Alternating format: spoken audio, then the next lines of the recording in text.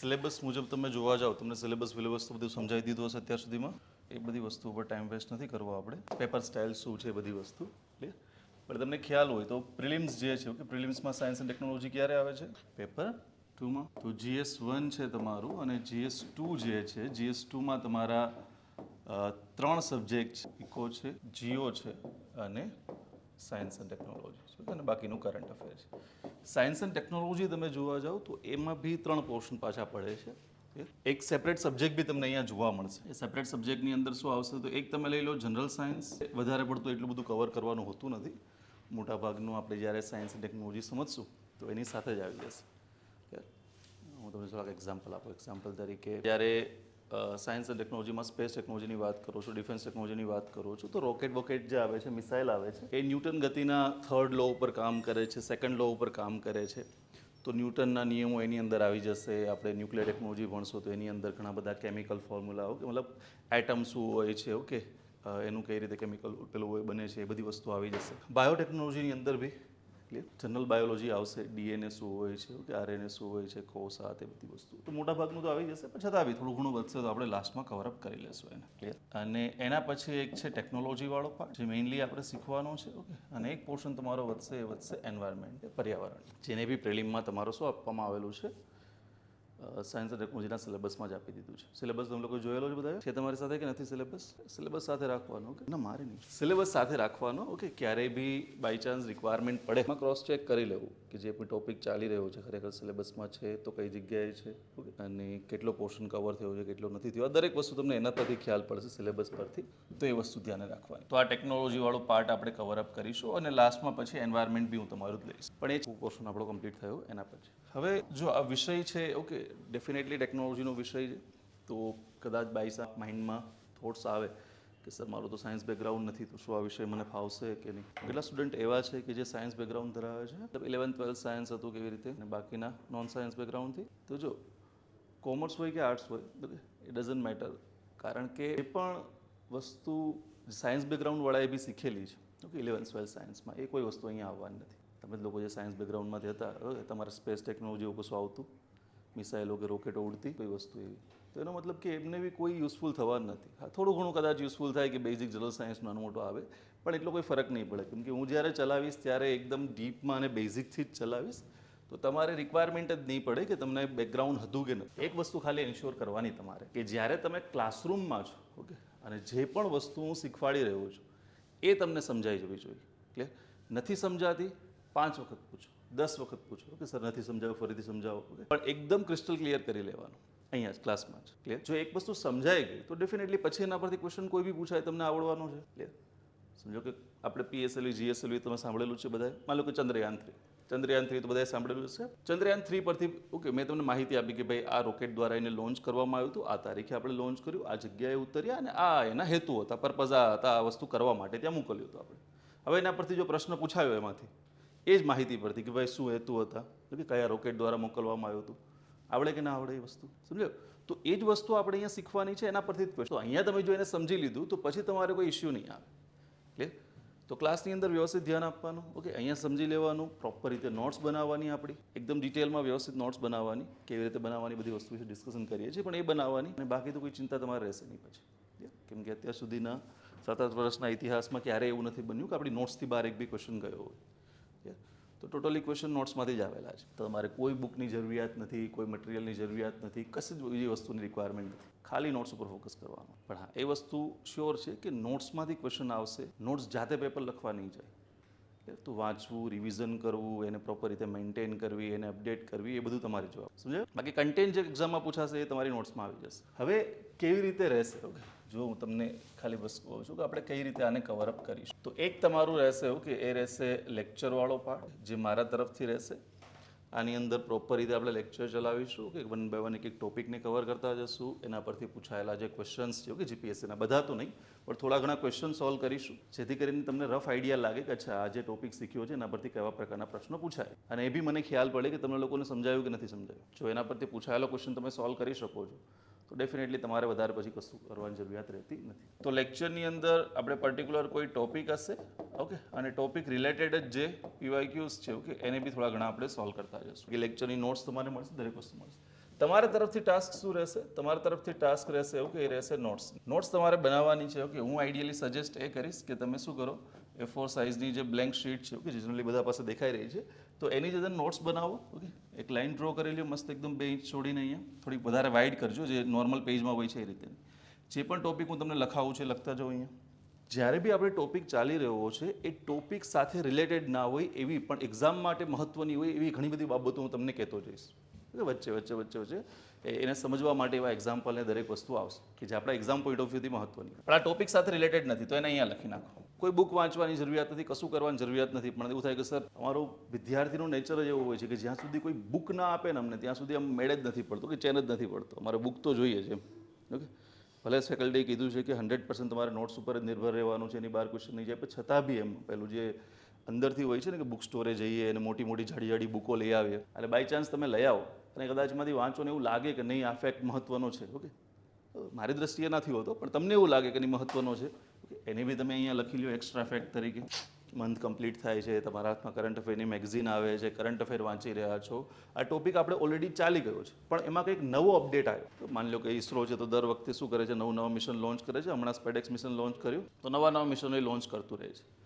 તો જે પણ નવો અપડેટ આવે છે કરંટ અફેરમાં પર્ટિક્યુલર ટોપિક સંબંધિત, એ ટોપિક જો પૂરો થઈ ગયો હશે, ઓકે, જો જ્યારે બી આપણો ટોપિક ચાલી રહ્યો છે, ઓકે, ત્યાં સુધીમાં મતલબ કે આજે સવારે આપણે સમજો કે જે ટોપિક લેવાના છે કે કાલ સાંજ સુધીમાં એમાં જેટલા બી અપડેટ આવેલા હશે ગઈ સાંજ સુધીમાં એટલા જ તમને ક્લાસમાં ચાલી જશે. જે પણ કન્ટેન્ટ હશે એ અપ ટુ ડેટ જ તમને મળશે. પણ બાય ચાન્સ કોઈ નવો અપડેટ આવે તો પછી તમારે શું કરી લેવાનું છે, અહીંયા એડ કરી લેવાનું છે. અચ્છા, એ બી ચાલશે જ્યારે આખો સિલેબસ આખો સબ્જેક્ટ આપણો પૂરો થઈ જશે પછી. ઓકે, કેમ કે વચ્ચે આપણે બ્રેક ના મારી શકીએ કે ભાઈ ચલો આ ટોપિક લીધો, બીજો ટોપિક ચાલી રહ્યો છે, પહેલામાં એક અપડેટ આવ્યો તો એને છોડીને પછી એમાં ગયા પાછા, એવું નહીં કરી શકીએ. આપણે કન્ટિન્યુ ચાલશું. લાસ્ટમાં જ્યારે ઓકે તમારો આખો સિલેબસ પૂરો થઈ જશે સાયન્સ એન્ડ ટેકનોલોજીનો, પછી આપણે શું કરીશું, જે આપણે છેલ્લા એક બી સેશન પ્રોપર રીતે કરંટ અફેરના રાખીશું. ઓકે, અને કરંટ અફેરમાં જેટલા બી પર્ટિક્યુલર ટોપિક સંબંધિત અપડેટ આવ્યા હશે ઓકે બધા જોઈ લઈશું. ક્લિયર? તો એ બી તમારે ચિંતા કરવાની જરૂરિયાત નથી, બધું જ તમારે એક સાથે આવી જશે. પણ માની લો કે કોઈ અપડેટ આવે છે તમારે શું કરી લેવાનું, એને અહીંયા લખી લેવાનું. હવે આજે તમારી નોટ્સ બની એમાં જે સ્ટેટિક કન્ટેન્ટ ઓકે એ બી છે, એક્સ્ટ્રા ફેક્ટ જે એક્ઝામ માટે મહત્વના છે એ બી છે, બુક્સમાંથી તમને કોઈ ઇમ્પોર્ટન્ટ માહિતી લાગી એ બી છે, અને કરંટ અફેર બી છે પર્ટિક્યુલર અપડેટેડ કરંટ અફેર. આ તો મને કહું છે નહીં કે એ લોકોને કોઈ બી ક્વેશ્ચન પૂછવો છે આની બહાર જઈ શકે એ વસ્તુ, દરેક વસ્તુ આવી ગઈ છે. પેલા સારા નામ આપવામાં આવતો હોય ને 360 ડિગ્રી ને બધું એ જ થઈ ગયું. તો દરેક સબ્જેક્ટની ટ્રાય કરો કે નોટ્સ આવી રીતે બનાવો. આનાથી ફાયદો એ થશે કે સેમ નોટ્સ તમારે કોઈ બુકની રિક્વાયરમેન્ટ નહીં પડે, સેમ નોટ્સ તમને પ્રિલિમમાં બી કામ લાગશે, આ સેમ નોટ્સ તમને મેન્સમાં બી કામ લાગશે. મેન્સ બી જ્યારે આપણે લેશું ત્યારે તમને ખ્યાલ પડશે. આ વખતે જે લાસ્ટમાં બેચ મેન્સની કમ્પ્લીટ કરી, ઓકે, એક બી ક્વેશ્ચન ડીવાયએસઓની મેઇન્સમાં કે ક્લાસ 1-2ની મેઇન્સમાં એવો નહોતો કે જે એની બહાર હોય, નોટ્સની બહાર.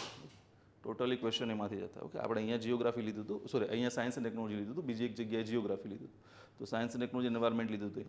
તો એ 3 નોટ્સ આપણે શેર કરી હતી.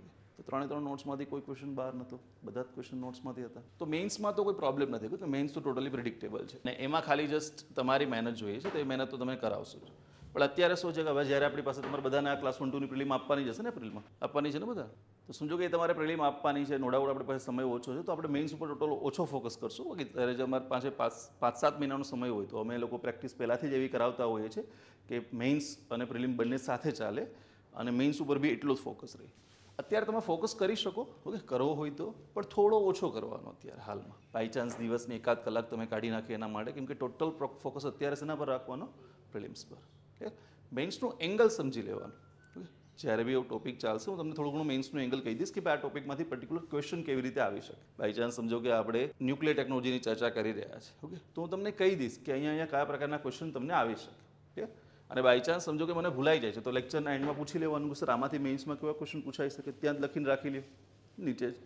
જ્યારે બી તમે પ્રિલિમ પાસ કરીને મેઇન્સની તૈયારી કરો એ જ ક્વેશ્ચનની પ્રેક્ટિસ કરો ઉપરના કન્ટેન્ટ પરથી, સમજાયું? તો એક મેઇન્સની ક્વેશ્ચન બેંક બી તમારી પાસે બનતી જશે. પણ એ હાર્ડ એન્ડ ફાસ્ટ નથી કે તમારે લખવાના જ છે, એટલે કોઈ ફોર્સ નથી. જો તમને યોગ્ય લાગે તો લખો, ઓકે, કેમ કે હાલમાં પ્રિલિમ્સ આપણી પાસે નજીક છે તો આપણે વધારે પડતો ફોકસ એના પર નહીં કરીએ. અને લાસ્ટ વસ્તુ રહેશે એ રહેશે ટેસ્ટ. હવે ટેસ્ટમાં છે ને 2 સેગમેન્ટ પડશે. સ્ટાર્ટિંગમાં સાયન્સ એન્ડ ટેકનોલોજીની તમારી જેટલી બી ટેસ્ટ હશે, ઓકે, એ બધી જ ટેસ્ટ હશે PYQs પર પૂછાયેલા પ્રશ્નો. શું કામ છે? જો PYQs છે ને એ પોતાનામાં ઘણું બધું ઇમ્પોર્ટન્સ ધરાવે છે. કયા ઇમ્પોર્ટન્સ તમને સમજાવો. એક તો તમે જ્યારે એને સોલ્વ કરો છો, કે સૌથી મોટામાં મોટો બેનિફિટ છે કે કોઈ બી એક્ઝામ હોય, એ DYSOની હોય, STIની ક્લાસ 1-2ની હોય, જેટલા બી અત્યાર સુધીમાં પૂછાયેલા પ્રશ્નો છે ને, એમાંથી 30 થી 40% પ્રશ્નો બેઠા હશે. એમ નથી કહેતો કે DYSOની લાસ્ટ એક્ઝામમાંથી 40% હશે, ના, એવું ના બને ક્યારે. પણ અત્યાર સુધીમાં જેટલી બી એક્ઝામો લેવાની, ઓકે, લગભગ 8-10 હજાર પ્રશ્નો હશે ટોટલ ભેગા કરીને, ઓકે. 10,000 પ્રશ્નો માની લો તો 10,000 પ્રશ્નો તમારે એક સાથે તમે ક્યારેય નહીં કરી શકવાના, પણ ટોપિક સાથે કરો. ઓકે, આજે પર્ટિક્યુલર સમજો કે કોઈ સબ્જેક્ટમાં કોઈ ટોપિક ચાલ્યો, ઓકે, એના જોઈને PYQs જોઈ લો કઈ રીતના છે, તો એ જ ક્વેશ્ચનમાંથી શું હશે, 30 થી 40% બેઠા હશે.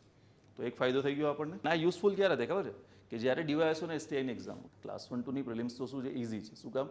કેમ કે એમાં તમને 200 પ્રશ્નો માટે 3 કલાક મળે છે, જ્યારે DYSO STIમાં 200 પ્રશ્નો માટે 2 કલાક મળે છે. તો પહેલામાં શું છે, 200 પ્રશ્નો માટે જ્યારે 3 કલાક છે ક્લાસ 1-2ની એક્ઝામમાં, તો ઇઝી છે. તમે ઇઝીલી શું કરી શકો છો, સમય આપીને બધી વસ્તુઓ સોલ્વ કરી શકો છો. અહીંયા એવું નથી હોતું. મોટાભાગની પબ્લિકને, ઓકે, 60 થી 70% પબ્લિકને STI અને DYSOની એક્ઝામમાં ટાઈમ ઘટે. આનું રીઝન શું છે? બસ આ જ વસ્તુ કે ભાઈ 200 પ્રશ્નો સોલ્વ કરવાના છે 2 કલાકની અંદર. તો ત્યારે જો વાંચેલો જ પ્રશ્ન સામે હોય તો જવાબ વાંચવામાં ટાઈમ જ વેસ્ટ નહીં થાય, સમજવામાં ટાઈમ જ વેસ્ટ નહીં થાય, ફટાફટ ટીક કરીને આગળ વધવાનું રહેશે. તો સ્પીડ આવશે કે નહીં આવે? અને બીજી વસ્તુ કે માર્ક્સ બી શ્યોર થઈ જશે કે ભાઈ મેં વાંચેલો જ છે એટલે મને જવાબ ખ્યાલ જ છે. તો તમે પેલું જે આપણે કહીએ કે એકદમ તુક્કો લગાવવાવાળું બી નહીં થાય. એક વસ્તુ છે. એના સિવાય PYQs છે ને એ તમને ભાષા સમજવામાં મદદ કરશે. જે પણ એક્ઝામની તમે પ્રિપરેશન કરી રહ્યા છો, એ એક્ઝામ કેવી ભાષામાં પ્રશ્નો કાઢે છે, એ કઈ જગ્યાએ છેનું નથી કરી નાખે છે, કઈ જગ્યાએ ટ્વિસ્ટ કરે છે, કઈ જગ્યાએ શું કરે છે, તમને ખ્યાલ પડશે. તો એક તો એની ભાષા સમજવામાં મદદ કરશે. અને બીજી વસ્તુ, ભાષા એ રીતે બી ભાષા સમજવામાં મદદ કરશે કે એ લોકો ઘણી વખત ટ્રાન્સલેટેડ ક્વેશ્ચન મૂકતા હોય છે. ગૂગલ ટ્રાન્સલેટ કરીને પ્રશ્ન મૂકશે. તો પછી તમારે સમજો કે સાયન્સ એન્ડ ટેકનોલોજી છે, જીઓગ્રાફીમાં તો ચલો હજી બી વાંધો ના આવે, બીજા સબ્જેક્ટમાં એટલો બધો વાંધો નહીં આવે, પણ જે ટ્રાન્સલેટેડ ક્વેશ્ચન છે એમાં ઇકોનોમિક્સમાં અને સાયન્સ એન્ડ ટેકનોલોજીમાં બહુ પ્રોબ્લેમ થતી હોય છે. એક્ઝામ્પલ તરીકે સમજો કે મિસાઇલ હોય છે, તો મિસાઇલની ઉપર જે પણ આપણે બોમ્બ મૂકીએ ને, ઓકે, એને બોલવામાં વોરહેડ. તો વોરહેડનું એ લોકો ગુજરાતી શું કરે, તો ક્યારેક કરે યુદ્ધ અગ્ર, ઓકે, ક્યારેક કરે સ્ફોટક અગ્ર. તો અલગ અલગ પ્રકારના ગુજરાતી કરે.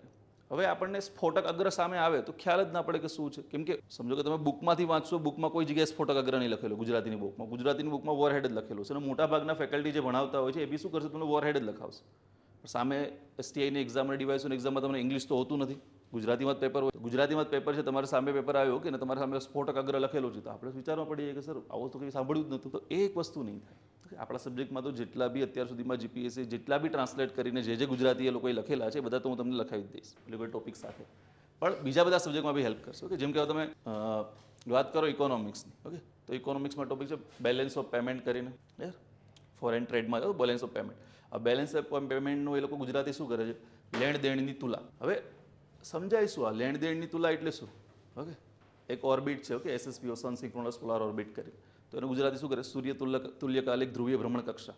તો હવે આ બધું સાંભળીને શું થાય કે આપણને અજીબ લાગે કે આ છે, પણ જો પહેલાથી જ આપણે જોયેલું હશે એ વસ્તુ તો આપણને નવીન લાગશે નહીં અને સમજવામાં તકલીફ નહીં પડે. Okay, at that time. Third વસ્તુ થશે, ઓકે, કે જ્યારે આ બધી વસ્તુ કરશો, ઓકે, આનાથી તમને એ લોકો જે ટ્રીક કરે છે ને એ ટ્રીકની ખ્યાલ પડશે. ટ્રીક કઈ રીતે, હમણાં જ વાત કરી ને કે GPSCનું તમે છે ને એક પેટર્ન તમને માઇન્ડમાં બેસી જશે કે આ કઈ જગ્યાએ શું કરી નાખે છે કે નથી કરી નાખશે, કઈ જગ્યાએ તફાવતવાળો ક્વેશ્ચન મૂકી દેશે, તફાવતવાળો ઓપ્શન મૂકી દેશે. આ વસ્તુ હવે આનાથી ફાયદો બાય ચાન્સ સમજો કે તમે DYSOની એક્ઝામ આપવા જઈ રહ્યા છો, STIની એક્ઝામ આપવા જઈ રહ્યા છો, ઇવન ક્લાસ 1-2ની એક્ઝામ આપવા, તમે ટાર્ગેટ રાખેલો છે કે 200 પ્રશ્ન છે, ઓકે, STI કે DYSOમાં આ 200 પ્રશ્નોમાંથી શું કરીશ હું 170 ટીક કરીશ. આવો તમે એક ટાર્ગેટ રાખીને ગયા છે અને આ જ વસ્તુ કરવાનું કે મેક્સિમમ ક્વેશ્ચન ટીક કરવાના DYSO STIમાં, તો જ પાસ થવાના ચાન્સીસ રહેશે એક્યુરસી સાથે. હવે તમે પહોંચ્યા છો અત્યારે 160 પર, તમને લાગે છે કે હજી 10 ટીક કરવા છે, પણ હવે કોઈ એવા ક્વેશ્ચન વધ્યા જ નથી કે જેમાં 50-50 બી થઈ શકે. તમારે ટોટલી 10 પ્રશ્નોમાં તુક્કા જ મારવા પડે. તો આવા સમયે તમે શું કરી શકો છો, જો તમને પહેલાથી એ લોકોની ટ્રીક ખ્યાલ હશે ને, તો તમે શું કરી શકશો, એ વસ્તુ છે ને, ઓકે, એ વસ્તુ ત્યાં જોઈને સમજી શકશો કે અચ્છા આ લોકોની પેટર્ન પ્રમાણે લોકો શું કરે છે, આ પ્રકારના ક્વેશ્ચનમાં લાસ્ટમાં છેની જગ્યાએ નથી કરી નાખે છે, હોયની જગ્યાએ ના હોતું કરી નાખે છે, ઓકે, આ પ્રકારનું ચેન્જ કરી નાખે છે. તો એ પેટર્નથી તમે શું કરી શકો, રિસ્ક લઈ શકશો. સમજાય તમને? તો આ વસ્તુમાં બી તમને હેલ્પ કરશે. ક્લિયર? અને સૌથી મહત્વની વસ્તુ છે એ છે, એક તો જો ટેસ્ટની દ્રષ્ટિએ તમે જોવા જાઓ તો ટેસ્ટ તમને શું હેલ્પ કરે છે, તો ભાઈ ટેસ્ટ તમારું નોલેજ કેટલું તમે રીડિંગ કર્યું છે ચેક કરવામાં હેલ્પ કરે છે, એ તો આ બી કરવાનું જ છે. સેકન્ડ વસ્તુ કે ભાઈ તમારી જે રીડિંગ સ્પીડ છે, ઓકે, એ રીડિંગ સ્પીડને વધારશે. જનરલી શું થતું હોય છે કે જ્યારે તમે ફર્સ્ટ ટાઈમ ટેસ્ટ આપશો તો પ્રશ્નો વાંચવો, તમે 2 વખત વાંચશો ને ત્યારે જ તમને સમજાશે, 2-3 વખત વાંચો ત્યારે. જ્યારે એવું નહીં થાય, ઓકે, તમે જો પહેલાંથી પ્રેક્ટિસ કરેલી તો વન ટાઈમમાં તમે વાંચીને ફટાફટ સમજી શકશો, તો જ તમારી શું આવશે, રીડિંગ સ્પીડ વધશે, ઓકે, એક્યુરસી બી વધશે, જે સિલી મિસ્ટેક થતી હોય ને એ બી નહીં થાય. ઘણી વખત તમે જ્યારે ટેસ્ટ આપો તમે જોયેલું હશે કે લાસ્ટમાં ખોટા પૂછેલું હોય, ઓકે, વિધાનો, અને આપણે સાચા ટીક કરીને આવતા રહીએ, ઓકે. 3 વિધાનો તમને આપેલા છે, 1, 2 ને 3, એમાંથી પહેલું બીજું સાચું છે, ત્રીજું ખોટું છે, પણ ખોટા જ પૂછેલું છે, કયા વિધાનો ખોટા છે, ઓકે. પહેલો જ ઓપ્શન આપેલો છે એ ઓપ્શન 1 and 2, આપણે શું કરી દઈએ ભાઈ પહેલું બીજું સાચું, ચલો એ ઓપ્શન કરીને આવતા રહીએ. આ સિલી મિસ્ટેક, ઓકે, તમારા 5 થી 7 માર્ક્સ લઈને જતી રહેશે. આ પ્રકારની સિલી મિસ્ટેક, આ કોઈ બી તમારા ફ્રેન્ડ સર્કલમાં જે લોકોએ એક્ઝામ આપી હોય ને એમને પૂછજો, આ પ્રકારની સિલી મિસ્ટેકો થતી જ. પણ શું આ કઈ રીતે અવોઇડ કરી શકીએ? મેક્સિમમ ટેસ્ટ આપીને. તમે જેટલી ટેસ્ટ આપશો આ સિલી મિસ્ટેક તમારી શું થશે, સુધરતી જશે, બધી વસ્તુ થશે. છેલ્લે છે, ઓકે, એ છે સિલેબસ કમ્પ્લીશનમાં. સિલેબસ કમ્પ્લીશનમાં કઈ રીતે હેલ્પ કરશે? જો તમે ક્યારેય બી પ્રિપરેશન કરવાનું સ્ટાર્ટ કરો છો, ઓકે, જે લોકો પ્રિપરેશન અત્યારે કરી રહ્યા છે એ લોકોને ઘણો સમયથી જે પ્રિપરેશન કરી રહ્યા છે એ લોકોમાં તમે કદાચ ઓબ્ઝર્વ કરો, ઓકે, જે લોકો પાસે રાઇટ ગાઈડન્સ નથી હોતું કે ખાલી જસ્ટ પ્રિપરેશન કરી રહ્યા છે એ રીતે, તો એક વસ્તુ ઓબ્ઝર્વ થશે કે લોકોને તમે પૂછો કે ભાઈ તમારો કેટલો સિલેબસ કમ્પ્લીટ થઈ ગયો છે, શું છે, તો કોઈ આઈડિયા એને નહીં. એ કઈ જગ્યાએ કયા સ્ટેજ ઉપર છે એક્ઝામની પ્રિપરેશનમાં, કેટલી વાર લાગશે હજી, એ બી કોઈ આઈડિયા નથી. સિલેબસ ક્યારે કમ્પ્લીટ થશે એનો એ બી કોઈ આઈડિયા નથી. આવું શું કામ છે? સિમ્પલ રીઝન છે કે એ લોકો પોતાનું અસેસમેન્ટ કરતા જ નથી કે ભાઈ મારો કેટલો સિલેબસ કમ્પ્લીટ થયો છે, કેટલો નથી થયો, અને એને કારણે ક્યારેય બી એક્ઝામ માટે એને કોન્ફિડન્સ આવતો જ નથી. કઈ રીતે લાવી શકીએ? તો જો આ રીતે આમાં શું કરવાનું છે તમારે, માની લો કે તમારા કોઈ બી ટોપિક ચાલી રહ્યા છે, ઓકે, માની લો કે અત્યારે સમજો કે પોલિટી છે તો ફંડામેન્ટલ રાઇટ્સ ચાલી રહ્યું છે, ઓકે, સાયન્સ એન્ડ ટેકનોલોજી તો માની લો કે સ્પેસ ટેકનોલોજી ચાલી રહ્યું છે, ઇકોનોમિક્સ છે તો માની લો કે શું કહેવાય પબ્લિક ફિનાન્સ ચાલી રહ્યું છે, કોઈ બી વસ્તુ ચાલી રહી છે, કોઈ બી એક ટોપિક તમારો ચાલી રહ્યો. આ ટોપિક જેવી રીતે તમારો કમ્પ્લીટ થાય છે, પર્ટિક્યુલર ટોપિક એક લેક્ચરમાં કમ્પ્લીટ થાય, 2 લેક્ચરમાં કમ્પ્લીટ થાય છે, ઓકે, ત્યાં સુધીમાં તમે શું કરો, એના ડાયરેક્ટલી ટોપિક કમ્પ્લીટ થયો, પ્રોપર રીતે નોટ્સ બનાવી લીધી, ઓકે, રિવિઝન કરી લીધું, હવે એના પીવાયક્યુઝ સોલ્વ કરો એ ટોપિક પરના. એ બધા જ પીવાયક્યુઝ તમે સોલ્વ કરો, જેટલા બી પૂછાયેલા છે બધા સોલ્વ કરો. માની લો કે 10 પૂછાયેલા છે, ઓકે, અને 10 પીવાયક્યુઝ સોલ્વ કરો છો ને એમાંથી 5 થી 6 પીવાયક્યુઝ તમારાથી સોલ્વ થાય છે રિવિઝન કર્યા પછી. તો એનો સિમ્પલ એક મિનિંગ છે કે તમારી પાસે એ પર્ટિક્યુલર ટોપિકનું જે કન્ટેન્ટ છે ને ઇનફ નથી, હજી તમારે કન્ટેન્ટની રિક્વાયરમેન્ટ છે. જે 4 થી 5 તમારાથી સોલ્વ નથી થયા, ડાયરેક્ટલી ફેકલ્ટીને આવીને પૂછો કે સર તમે જે આ વસ્તુ ભણાવેલી છે એમાંથી આ 4 થી 5 સોલ્વ નથી થતા, ઓકે, આનું કન્ટેન્ટ અમને લખાવી દો, અથવા તો કેવી રીતે સોલ્વ કરવા એ સમજાય તમને. હવે જો અત્યાર સુધીમાં જીપીએસસી એ પર્ટિક્યુલર ટોપિકના જેટલા બી ક્વેશ્ચન પૂછેલા છે બધા જ તમારાથી સોલ્વ થઈ ગયા, ઓકે, ફેકલ્ટી તમને કન્ટેન્ટ એડ કરાવી દીધું, તમે કોઈ બુક્સમાંથી જોઈ લીધું, ઇન્ટરનેટ પરથી જોઈ લીધું, કોઈ પણ રીતે 10 માંથી 9 કે 10 તમારા સોલ્વ થઈ ગયા. આનો મતલબ શું છે કે એ ટોપિક તમારો કમ્પ્લીટ થઈ ગયો. રિવિઝનની ભવિષ્યમાં રિક્વાયરમેન્ટ પડશે, પણ હવે તમારે કન્ટેન્ટની કોઈ રિક્વાયરમેન્ટ નથી એ ટોપિકમાં, ઓકે. સિલેબસનું એક ટોપિક વાઇઝ લિસ્ટ બનાવીને રાખો. શું કરો, એ ટોપિકને ટિક કરો, આવી જ રીતે સેકન્ડ ટોપિકમાં કરો, એને ટિક કરો, થર્ડ ટોપિક, આ રીતે. હવે જ્યારે આવી રીતે દરેક સબ્જેક્ટમાં ટિક ટિક થતું જશે તો તમને ઓલમોસ્ટ દેખાશે કે ચલો 20% સિલેબસ મારો કમ્પ્લીટ થયો, 30% થયો, 40% થયો, 50% થયો.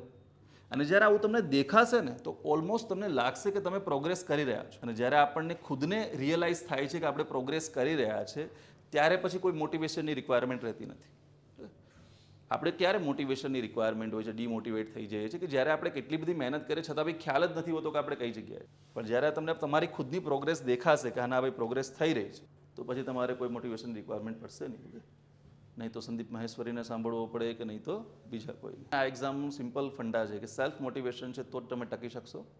સેલ્ફ મોટિવેશન તમારી પાસે નથી તો લોંગ ટર્મમાં ઓકે તમને કંટાળો જ આવશે. તો આને બર્ડન તરીકે નહીં લેવાનું કે એક આપણો ગોલ તરીકે લેવાનું, કેમ કે જો જ્યારે રિવોર્ડ મોટો હોય છે ને ત્યારે મહેનત બી મોટી હોય છે. એટલે તમે સમજો કે જે વસ્તુ માટે પ્રિપેર કરી રહ્યા છો એ તમને ક્યાં પહોંચાડશે? ડેફિનેટલી એક ક્લાસ 1-2ની પોસ્ટ આપશે. નો ડાઉટ ભલે તમે ક્લાસ 3થી બી શરૂઆત કરો, DYSO-STIથી બી શરૂઆત કરો, પણ ત્યાં તમે અટકવાનો તો નથી, આગળ જ જવાનું છે તમારે ક્લાસ 1-2 માટે. તો ક્લાસ 1-2ની તમને પોસ્ટ આપશે. હવે ક્લાસ 1-2ની પોસ્ટ એટલે તમારો સેપરેટ સરકારી મકાન હશે, તમારી સેપરેટ ગાડી હશે, ઓકે, ડ્રાઈવર સાથેની જોબ સિક્યોરિટી હશે, લાઈફ ટાઈમ માટેની સેલરી હશે. એટલે અને સેલરી બધી વસ્તુ કરતાં બી રિસ્પેક્ટ, કેમ કે એક સમય પછી પૈસા મેટર કરતા નથી. કદાચ બની શકે કે પ્રાઇવેટ સેક્ટરમાં કામ કરતો વ્યક્તિ તમારા કરતાં વધારે કમાતો, પણ ખાલી પ્રાઇવેટ સેક્ટરનો કોઈ બી વ્યક્તિ છે કે જે કદાચ એનો પગાર 1 લાખ રૂપિયા છે, એની સામે ખાલી કોન્સ્ટેબલ બી ઊભો રહેશે ને તો બી તમે કોન્સ્ટેબલ તરફ જ ઝૂકશો. રીઝન શું છે કે તમને ખ્યાલ છે કે ભાઈ આ વ્યક્તિ સિસ્ટમમાં છે અને સિસ્ટમમાં જે બી વ્યક્તિ હશે કે એનો પાવર શું હોય, તો એ વસ્તુ મેટર કરે છે. ઓકે, નો ડાઉટ તમે લોકોના ફેસ જોઈને બધા એવું જ લાગે તમે લોકો ડાયા છો કે એટલે બીજી ભ્રષ્ટાચારની બધી વસ્તુ તરફ તમે નહીં જાઓ. એ લોકો જતા હોય છે કે એમને બી ખ્યાલ છે કે ભાઈ એમાં બી ખુદ પૈસો છે, પણ એ વસ્તુ ના કરવી જોઈએ. હમણાં એક ન્યૂઝ હતા ને કાલે કે એસીબીની ટ્રેપોમાં ઘણા બધા પકડાય છે. તો હમણાં કોઈ આઈ થિંક નાયબ મામલતદાર કે કોઈ પકડાયું છે એવી છે.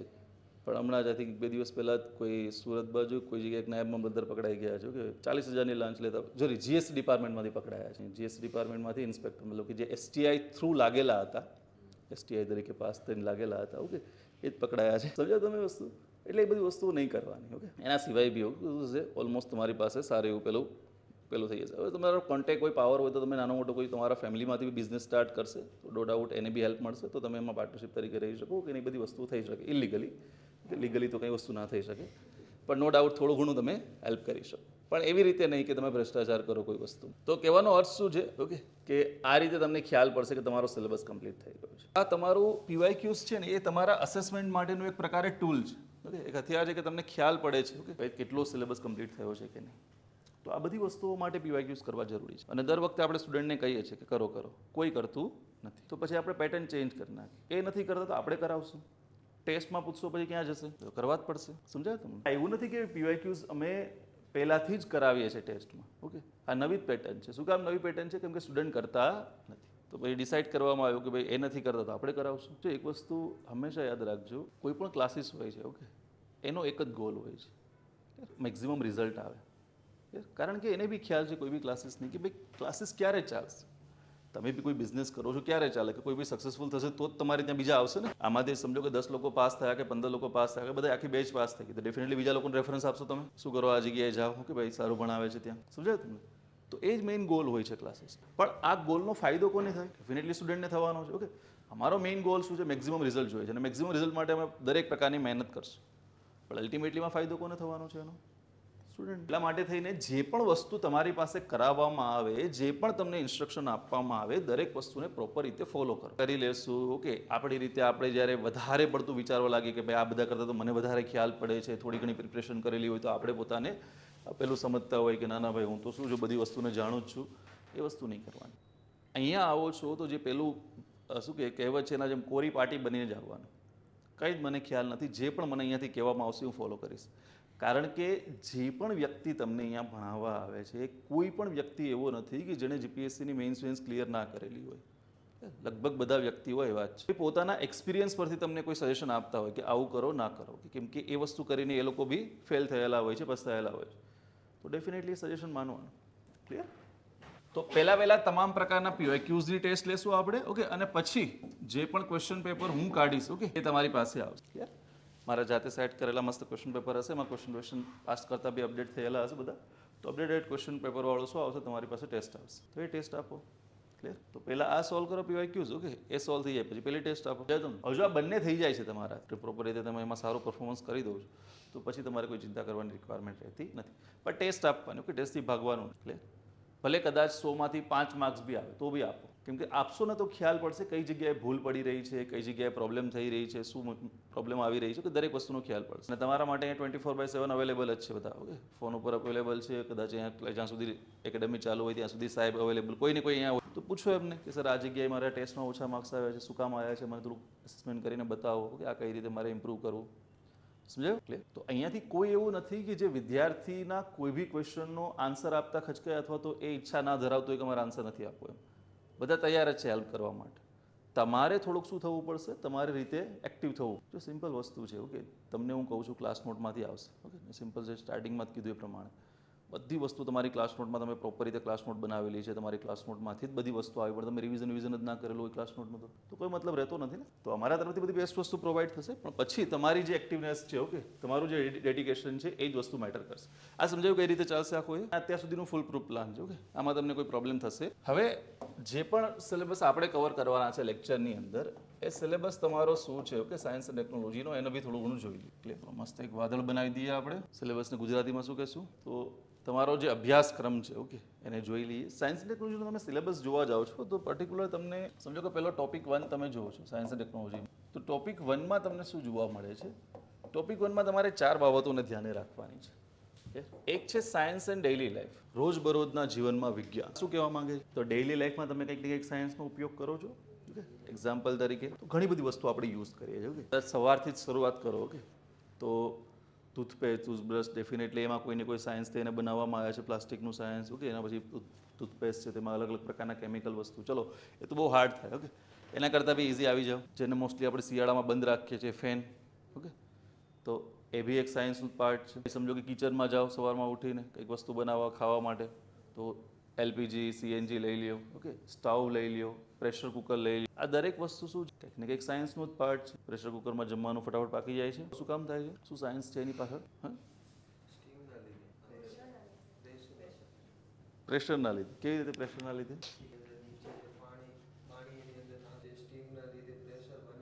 પણ એનાથી શું થાય છે? પ્રેશર બને છે તો સમજો કે હું નોર્મલ એક તપેલીમાં પાણી લઈને કોઈ વસ્તુ ગરમ કરી રહ્યો છું. ઓકે, માની લો કે અહીંયા મેં બટાકા મૂકેલા છે. આ એક પ્રેશર કુકર છે. ઓકે, આ પ્રેશર કુકરની અંદર બી શું કરેલું છે? મેં બટાકા મૂકેલા છે. એની સીટી કરી લઈએ આપણે અહીંયા મસ્ત એકદમ. અને એનું હેન્ડલ નીચે આગ બી લગાવવી પડશે.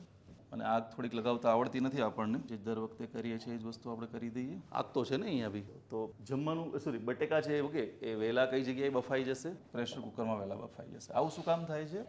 દબાણથી શું થાય છે? એમ ચલો દબાણ ત્યાં હોય છે તો એનાથી ફરક શું પડે છે?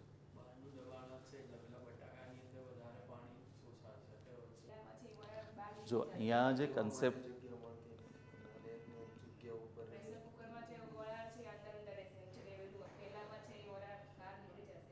પણ એનાથી થાય છે શું એમ કહું છું. એમ વરાળ અંદર ને અંદર રહે છે તો એનાથી શું થાય છે? જો અહીંયા સિમ્પલ કન્સેપ્ટ શું છે? આ કન્સેપ્ટ છે એ છે બોઇલિંગ પોઈન્ટ. કન્સેપ્ટ છે બોઇલિંગ પોઈન્ટ. બોઇલિંગ પોઈન્ટ તમે લોકોએ સાંભળેલું હશે. ઉત્કલન બિંદુ છે. ઉત્કલન બિંદુ જે ટેમ્પરેચર ઉપર કોઈ વસ્તુ શું થઈ જાય છે? બોઇલ થઈ જાય છે, વરાળમાં પરિવર્તિત થઈ. તો પાણીનું ઉત્કલન બિંદુ કેટલું છે? 100 ડિગ્રી સેલ્સિયસ. તો 100 ડિગ્રી સેલ્સિયસ પાણીનું ઉત્કલન બિંદુ છે. ખુલ્લું જે છે ઓકે ત્યાં મેક્સિમમ પાણી કેટલા ટેમ્પરેચર સુધી ગરમ થઈ શકશે? 100 ડિગ્રી. પછી શું થઈ જશે? વરાળમાં પરિવર્તિત થઈને જતું રહેશે. તો આ પાણી મેક્સિમમ 100 ડિગ્રી સેલ્સિયસ સુધી ગરમ થઈ શકે છે. આ બી પાણી પહેલા તો કેટલા સુધી ગરમ થશે? 100 ડિગ્રી. એમાંથી શું શેમાં પરિવર્તિત થશે? વરાળમાં પરિવર્તિત થશે. અચ્છા, પણ વરાળ પહેલા તો બહાર નહીં નીકળી શકે અહીંયાથી, તો એને કારણે શું થશે? પ્રેશર ક્રિએટ થશે. તમે જે કીધું એ. પણ આ પ્રેશરથી થશે શું? આ પ્રેશરથી પાણીનું જે બોઇલિંગ પોઈન્ટ છે ને ઊંચો જશે. કારણ કે કોઈ વસ્તુ જે છે ઓકે એ ત્યારે જ વરાળમાં પરિવર્તિત થઈ શકશે કે જ્યારે એના ઉપર પ્રેશર નથી. જો પ્રેશર છે તો એનો બોઇલિંગ પોઈન્ટ ઊંચો જશે. તો માની લો કે તમે આના ઉપર પ્રેશર રાખ્યું છે પ્રેશર કુકર ઉપર, તો એનો બોઇલિંગ પોઈન્ટ શું થશે? ઓકે 100 ડિગ્રી સેલ્સિયસ નહીં રહે. ઓકે 120 થઈ જશે. હજી પ્રેશર વધ્યું તો 150 થઈ જશે. હવે માની લો કે એક બટાકું જે છે ઓકે એની પાસે રહેલા પાણીનું ટેમ્પરેચર છે 100 ડિગ્રી સેલ્સિયસ અને એક બટાકું છે જેની પાસે રહેલા પાણીનું ટેમ્પરેચર છે 150 ડિગ્રી સેલ્સિયસ. કયું બટેકો વહેલો બફાઈ જશે? સમજાયું? તો એ કયું સાયન્સ લાગુ પડ્યું? ઓકે, પ્રેશરને કારણે શું થાય છે? બોઇલિંગ પોઈન્ટ ઊંચો જાય છે. તો એ સાયન્સને કારણે થઈ ગયું છે. ચલો આના પરથી એક પૂછાયેલો પ્રશ્ન હું તમને પૂછું. ઓકે, સિમ્પલ રીતે. તમને વાતાવરણનું દબાણ એવું કંઈ ખ્યાલ છે? કન્સેપ્ટ તો ભાઈ ઉપરનું આખું જે વાતાવરણ છે શું કરે છે? આપણા ઉપર પ્રેશર ક્રિએટ કરે છે. વાતાવરણનું જે દબાણ છે ઓકે એ જેમ જેમ તમે ઉપર જાઓ છો એમ વધે છે કે ઘટે છે? વાતાવરણ જો પાતળું થાય છે ઓકે તો દબાણ ઘટશે કે વધશે? ઘટશે. કેમ કે દબાણ અહીંયા જો વાતાવરણ જાડું છે ઓકે ઉપરનું આખું લેયર છે તો વધારે છે. પણ તમે ઉપર જતા રહ્યા તો નીચેનો તો આખો પાર્ટ નીકળી ગયો તો ઉપરનો જ પાર્ટ વધ્યો તો ડેફિનેટલી દબાણ શું થવાનું છે? ઘટવાનું છે. એટલે તો સિમ્પલ એક ક્વેશ્ચન એના પરથી. એનું જે બોઇલિંગ પોઈન્ટ છે 100 ડિગ્રી સેલ્સિયસ ઓકે કઈ જગ્યાએ છે? સમુદ્ર સપાટી ઉપર મતલબ કે જમીન સપાટી ઉપર કે પછી 50 કિલોમીટર કે 100 કિલોમીટર ઉપર જમીન સપાટી ઉપર? તો જેમ જેમ ઉપર જાય પાણીનું બોઇલિંગ પોઈન્ટ વધશે કે ઘટશે? જેમ જેમ હું ઉપર જઈશ પાણીનો બોઇલિંગ પોઈન્ટ વધશે કે ઘટશે? કેમ વધશે? દબાણ ઘટે. દબાણ ઘટે તો બોઇલિંગ પોઈન્ટ વધવો જોઈએ ઘટવો જોઈએ? આપણે હમણાં શું વાત કરી કે અહીંયા બોઇલિંગ પોઈન્ટ શું કામ વધ્યો? પ્રેશરને કારણે. જો પ્રેશર નથી તો બોઇલિંગ પોઈન્ટ શું થશે? ઘટશે. ઓકે, તો જેમ જેમ તમે ઉપર જાઓ છો ઓકે એમ બોઇલિંગ પોઈન્ટ ઘટશે. ઓકે, તો સિમ્પલ એક વસ્તુ તમને પૂછું કે એક વ્યક્તિ જે શું કરી રહ્યો છે જમીન સપાટી પર પાણી ગરમ કરી રહ્યો છે અને એક વ્યક્તિ 10 કિલોમીટર ઉપર જઈને કે 20 કિલોમીટર ઉપર જઈને પાણી ગરમ કરી રહ્યો છે. આ વ્યક્તિનું પાણી છે વહેલું ગરમ થઈ જશે ઓકે વરાળમાં પરિવર્તિત થઈ જશે? એવી નહીં સમજતા તમે લોકો. જો જમીન પર જે વ્યક્તિ છે ઓકે ત્યાં વાતાવરણનું પ્રેશર છે એ પાણી પર તો એનો બોઇલિંગ પોઈન્ટ 100 ડિગ્રી સેલ્સિયસ હશે. જેમ જેમ ઉપર જાઓ છો વાતાવરણનું પ્રેશર ઘટે છે.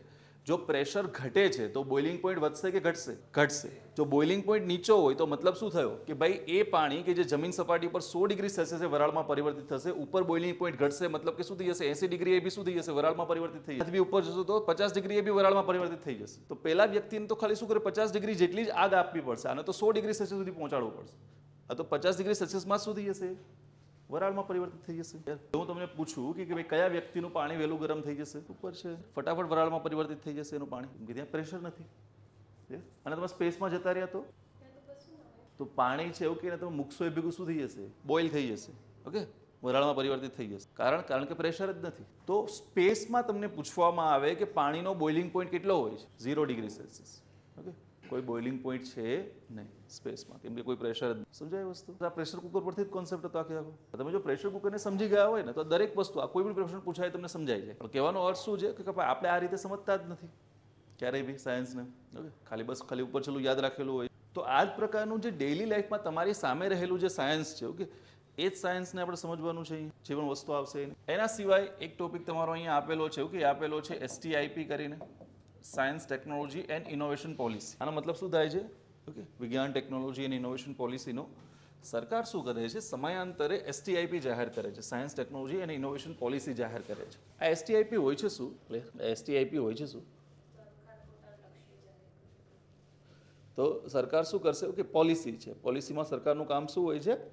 સરકાર 5-7 વર્ષ માટેની પોતાની નીતિ જાહેર કરશે કે ભાઈ આગળ આ ક્ષેત્રમાં અમે કેટલું પ્રગતિ કરવા માંગે છે. ત્યાં સુધીમાં ટોટલ 5 STIP જાહેર થઈ છે, છેલ્લી 2020માં થઈ છે.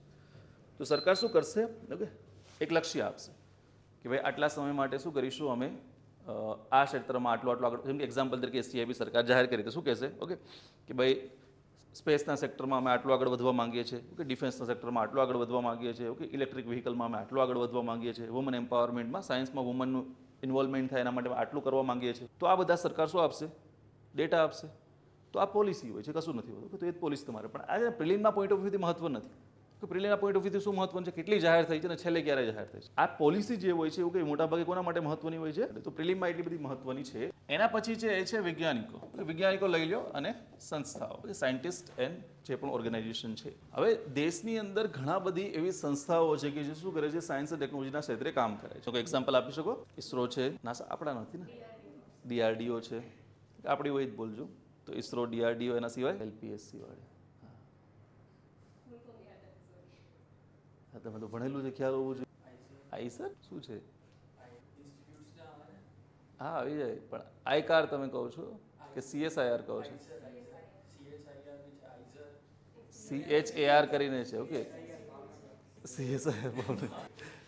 CSIR સંસ્થા છે, પછી એની રિજનલ બ્રાન્ચ ઘણી બધી હોઈ શકે. લઈ શકો તમે, સંસ્થાઓ તરીકે લઈ શકો.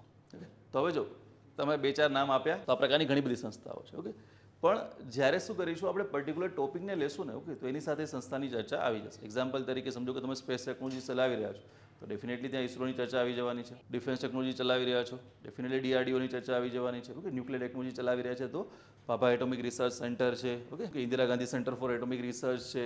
આ બધી સંસ્થાઓની ચર્ચા ત્યાં આવી જ જવાની છે.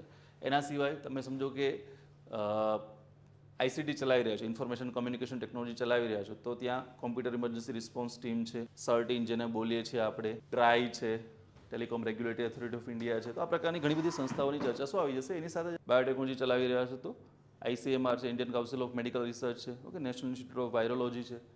તો આ બધી સંસ્થાઓની ચર્ચા ત્યાં આવી જવાની. તો એને સેપરેટલી કોઈ શીખવાની રિક્વાયરમેન્ટ રહેતી નથી, એ ટોપિક સાથે આવી જશે. વધે છે તમારા સાયન્ટિસ્ટ. તો સાયન્ટિસ્ટની બી ચર્ચા આપણે સેપરેટલી નહીં કરી, કેમ કે એ બી શું ટોપિક સાથે આવી જશે. જેનું તમે સ્પેસ ટેકનોલોજી કરી રહ્યા છો, કોની ચર્ચા આવશે ત્યાં? ડૉક્ટર APJ અબ્દુલ કલામ બી આવશે, વિક્રમ સારાભાઈ બી આવશે ત્યાં. ક્લિયર? એના સિવાય તમે સમજો કે ડિફેન્સ ટેકનોલોજીની ચર્ચા કરી રહ્યા છો, APJ અબ્દુલ કલામ ફરીથી આવશે, કેમ કે એને મિસાઇલ મેન ઓફ ઇન્ડિયા કહેવામાં આવે છે. એના સિવાય બી ઓકે, તમે આગળ જાઓ છો એક્ઝામ્પલ તરીકે કેમ કે ન્યુક્લિયર ટેકનોલોજીમાં, ઓકે, તો ત્યાં તમને ખ્યાલ છે હોમી જહાંગીર ભાભા છે, શાંતિ સ્વરૂપ ભટનાગર છે, ઓકે, આ પ્રકારના અલગ અલગ નામો તમને ત્યાં બી જોવા મળશે. રાજા રામન્ના છે. તો આ બધા શું છે? પ્રોમિનન્ટ સાયન્ટિસ્ટ છે કે જેણે પર્ટિક્યુલર ફિલ્ડમાં કામ કર્યું છે. બાયોટેકનોલોજીની તમે ચર્ચા કરશો તો ડેફિનેટલી શું આવશે ત્યાં? ઘણા બધા તમને જોવા મળશે. ઓકે, જગદીશચંદ્ર બોઝ બી જોવા મળશે, નાનો મોટો. ઓકે, એનું બી કોન્ટ્રીબ્યુશન છે. એના સિવાય જોવા જાવ તો જે હરગોવિંદ ખુરાના છે, ઓકે, RDNA ઉપર સંશોધન કરવાવાળા, TDNA ઉપર, તો આ બધાના નામ બી ત્યાં આવી જશે. તો કહેવાનો અર્થ શું છે કે એને બી તમારે સેપરેટલી કોઈ ચર્ચા કરવાની રિક્વાયરમેન્ટ રહેશે. સેકન્ડ ટોપિક જે તમારો છે ઓકે, ટોપિક 2 જે છે ઓકે, એ છે ICT, information and communication technology. હવે જો આ ટોપિકને મેં તમને ડિટેલમાં સમજાવ્યો, આ બધા ટોપિકમાં તમને ખાલી ઓવરવ્યૂ આપી દઉં છું, ઓકે? કેમ કે જ્યારે પર્ટિક્યુલર ટોપિક આપણે સ્ટાર્ટ કરીશું ત્યારે હું તમને ડિટેલમાં એને સમજાવીશ. આઈસીટીની અંદર શું આવશે, સિલેબસમાં ખાલી બહુ મિનિમલ બાબતો લખેલી છે કે જેમાંથી પ્રશ્નો એટલા બધા પૂછાતા નથી. મેઇનલી અહીંયા શું જોવાનું રહેશે, તો આઈસીટી એટલે ઇન્ફોર્મેશન કોમ્યુનિકેશન ટેકનોલોજી. માની લો કે કોમ્પ્યુટરની જે પણ વસ્તુ આપણે વાત કરીએ છીએ, કોઈ પણ વસ્તુ જે છે કે આઈસીટીની અંદર ડેફિનેટલી શેની મદદથી થાય છે, ડેટા એક જગ્યાએથી બીજી જગ્યાએ જાય છે એની મદદથી. સમજો કે તમે કોઈ સરકારી પોર્ટલનો બી ઉપયોગ કરો છો, તો ત્યાંથી કોઈ વસ્તુ કોઈ ડાઉનલોડ કરો છો, તમારો ડેટા અપલોડ કરો છો, કોઈ બી વસ્તુ કરો છો, તો ઇન્ફોર્મેશન માહિતીની આપલે થઈ રહી છે. તો માહિતીની જે આપલે હોય છે કે એને બોલવામાં આવે છે ટ્રાન્સમિશન. આ ટ્રાન્સમિશન માટે અલગ અલગ ચેનલો હોય છે, મીડિયમ હોય છે, કે જેમ કે કોક્સિયલ કેબલ છે, ફાઈબર ઓપ્ટિકલ કેબલ છે, વાઈફાઈ છે, બ્લૂટૂથ છે, લાઈફાઈ છે, એનએફસી છે, આ દરેક વસ્તુ એની અંદર આવશે. સેટેલાઇટ કોમ્યુનિકેશન એની અંદર આવશે. આ પ્રકારના મીડિયમ છે કે નેટવર્ક ક્રિએટ થતા હોય છે, ઓકે? લેન્ડમેન ને તમે કદાચ વેન ને સાંભળેલા હોય તો એ બધી વસ્તુ છે.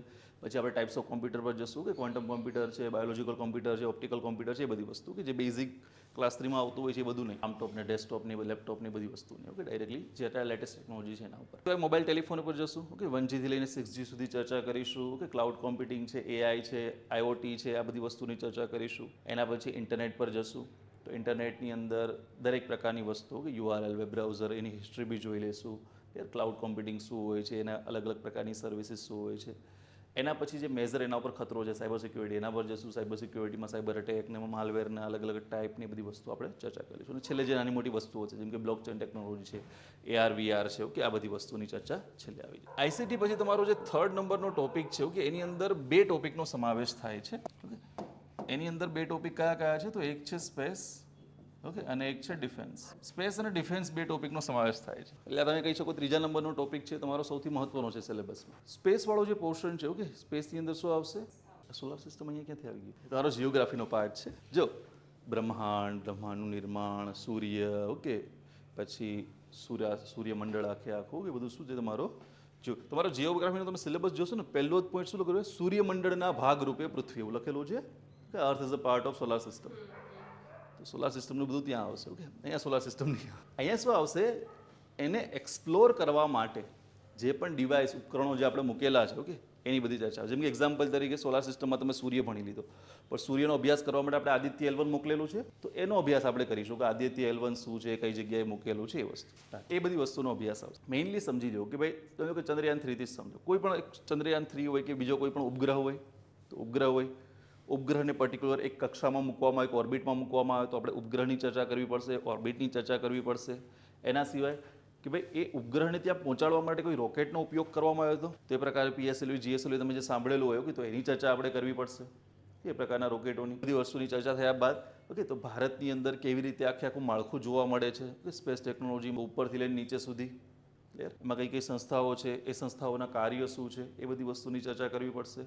એ થયા પછી અલગ અલગ પ્રકારની જે ઉપગ્રહ શ્રેણીઓ આપણે કરેલી છે, એના સિવાય તમે લઈ લ્યો તો નેવિગેશન પ્રણાલીઓ જે મૂકેલી છે, નાવિકને તમે કદાચ ક્યારેક સાંભળેલું હોય તો બધી વસ્તુની ચર્ચા કરવી પડશે. છેલ્લે પછી આપણે આવી જશું કે શેમાં આવશું, મિશનો ઉપર, ઓકે? તો જેમ કે મિશનો છે, ઓકે? ચંદ્રયાન છે, મંગળયાન છે, બધા મિશનો છે, તમે સાંભળેલું છે. તો અમુક મિશનો એવા છે કે જે ઓલરેડી આપણે કમ્પ્લીટ કરી લીધા છે, અમુક મિશનો એવા છે કે જે ભવિષ્યમાં આપણે કરવાના છે. તે બધા મિશનો વિશે ચર્ચા કરીશું આપણે. તો ચંદ્રયાન આપણે કમ્પ્લીટ કરી લીધા છે 3 ઓકે?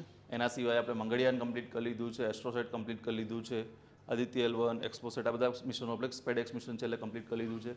આગળ જઈએ તો પછી કયા મિશનો આવશે, સૌથી મહત્વપૂર્ણ મિશન ગગનયાન મિશન, ઓકે? જેમાં આપણે મનુષ્યને મોકલવાના છે, તો ગગનયાન મિશન લઈ લ્યો, ઓકે? એના સિવાય શુક્રયાન છે, મંગળયાન 2 છે, એસ્ટ્રોસેટ 2 છે, ઓકે? ચંદ્રયાન 4 છે, લુપેક્સ મિશન, ઘણા બધા મિશનો છે, ઓકે? એના વિશે બી આપણે શું કરીશું, પર્ટિક્યુલર ચર્ચા કરીશું. જે સ્પેસ સાથે જોડાયેલા જે મિશનો છે, ઓકે? એમાં નાસાના બી થોડા ઘણા મિશનો તમારે જોવા પડશે, કેમ કે નાસા મહત્વપૂર્ણ સંસ્થા હોવાથી એના બી મિશનો પૂછાતા હોય છે. પણ એના મિશનો શોર્ટમાં, ઓકે? કે આ ગ્રહ માટે આ મિશન, આ ગ્રહ માટે આ મિશન, એ રીતે, ક્લિયર? એ કમ્પ્લીટ કર્યા બાદ હું તમને ટેલિસ્કોપ વિશે માહિતી આપીશ કે ભાઈ આ જગ્યાએ મહત્વપૂર્ણ ટેલિસ્કોપ છે, કે તમે માઉન્ટ આબુ જાઓ તો ત્યાં બી એક ટેલિસ્કોપ લાગેલો છે, તમે ઉદયપુર ગયા હોય તો ત્યાં બી એક ટેલિસ્કોપ લાગેલો છે, લદ્દાખમાં બી ટેલિસ્કોપ લાગેલો છે. તો એ ટેલિસ્કોપ કાર્ય શું છે, કોણ સંચાલન કરે છે, ઓકે? આટલી વસ્તુ. અને છેલ્લે પછી આવશે સ્પેસ રિલેટેડ નાના મોટા ઇસ્યુઝ, ઓકે? તમે ક્યારેક સાંભળેલા હોય એવા ઇસ્યુ, જેમ કે સ્પેસ ડેબ્રી વિશે તમે ક્યારેક સાંભળેલું, અંતરિક્ષ કચરા વિશે. તો સ્પેસ ડેબ્રી શું છે, ઓકે? એના પછી સ્પેસ ટુરિઝમ સાંભળેલું હોય, સ્પેસ પ્રાઇવેટાઇઝેશન સાંભળેલું હોય, ઓકે, સ્પેસ વેપનાઇઝેશન, સ્પેસ મિલિટરાઇઝેશન. તો આ બધા શબ્દો શું છે, ઓકે, શબ્દોને સમજી લેવાના. એ શબ્દોમાં છે શું, પોઝિટિવ, નેગેટિવ, એ બધું મેઇન્સનો પાર્ટ છે. ફિલ્મ માટે તમને શું ખ્યાલ હોવો જોઈએ કે આ શબ્દ કહેવા શું માંગે છે, અને કોઈ ટોપિક આ પર્ટિક્યુલર શબ્દ રિલેટેડ ડેવલપમેન્ટ થયું છે. તમે કે સ્પેસ વેપનાઇઝેશન શબ્દ આવે તો તમને ડાયરેક્ટલી ખ્યાલ હોવો જોઈએ કે ભારતે શું કરેલું છે, મિશન શક્તિ કરીને એક વસ્તુ કરેલી છે કે જેમાં શું કરેલું હતું, આપણા જ મિસાઇલ વડે આપણે આપણા પોતાના ઉપગ્રહને તોડીને શક્તિનું પ્રદર્શન કર્યું હતું કે ભાઈ અમે આ વસ્તુ બી કરી શકીએ. સમજાય તમને? તો એ ખાલી બસ તમને ખ્યાલ હોવો જોઈએ કે ભાઈ આ શબ્દ શું કહેવા માંગે છે અને સ્પેસ વેપનાઇઝેશન શબ્દ એટલે શું, એ ટર્મ શું કહેવા માંગે છે અને એના કોઈ એક્ઝામ્પલ હોય તો. એ ડિફેન્સમાં શું આવશે, તો ડિફેન્સમાં ખાલી તમારું લખેલું છે એ છે DRDO, એટલું જ લખેલું છે કે મિસાઇલ કાર્યક્રમને DRDOની. પણ અહીંયા આપણે ઘણી બધી વસ્તુઓ સમજવાની રહેશે. તો સ્ટાર્ટિંગ આપણે મિસાઇલથી જ કરીશું. મિસાઇલના પ્રકારો શું છે એનું વર્ગીકરણ જોઈ લઈશું. પછી 1 by 1 જેટલી બી મિસાઇલો છે, IGMDP પ્રોગ્રામ જે ડૉક્ટર APJ અબ્દુલ કલામના નેતૃત્વમાં હતો, એ કાર્યક્રમમાં બનેલી 5 મિસાઇલો કે પૃથ્વી, અગ્નિ, આકાશ, ત્રિશુલ અને નાગ મિસાઇલ સિવાયની જે બીજી મિસાઇલો હોય તો બ્રહ્મોસ છે, પિનાકા છે, અસ્ત્ર મિસાઇલ છે, ઓકે, શૌર્ય છે, રુદ્ર છે, ઘણી બધી મિસાઇલો છે. તો એ બધી મિસાઇલો વિશે ચર્ચા કરી લેશું. એના પછી આપણે જશું કે એરફોર્સ પર. તો એરફોર્સમાં ફાઇટર જેટ શું છે, અલગ અલગ પ્રકારના એની પેઢીઓ શું હોય છે, એટલે વિદેશી ફાઇટર જેટ કયા કે સ્વદેશી ફાઇટર જેટ, હેલિકોપ્ટર, ડ્રોન, આ બધી વસ્તુ આવશે. પછી નેવી પર જશું તો એમાં શિપ આવશે અલગ અલગ પ્રકારના, ઓકે, એરક્રાફ્ટ કેરિયર છે, ફ્રિગેટ, ડિસ્ટ્રોયર, આ બધી વસ્તુઓ આવશે. સબમરીન પર જશું, ઓકે, તો સબમરીનમાં ન્યુક્લિયર સબમરીન છે, કન્વેન્શનલ સબમરીન આવશે. આ બધી કમ્પ્લીટ કર્યા પછી આર્મી પર જશું જેમાં વિવિધ ટેન્ક છે, રડાર છે, ઓકે, આ બધી વસ્તુની આપણે ચર્ચા કરીશું.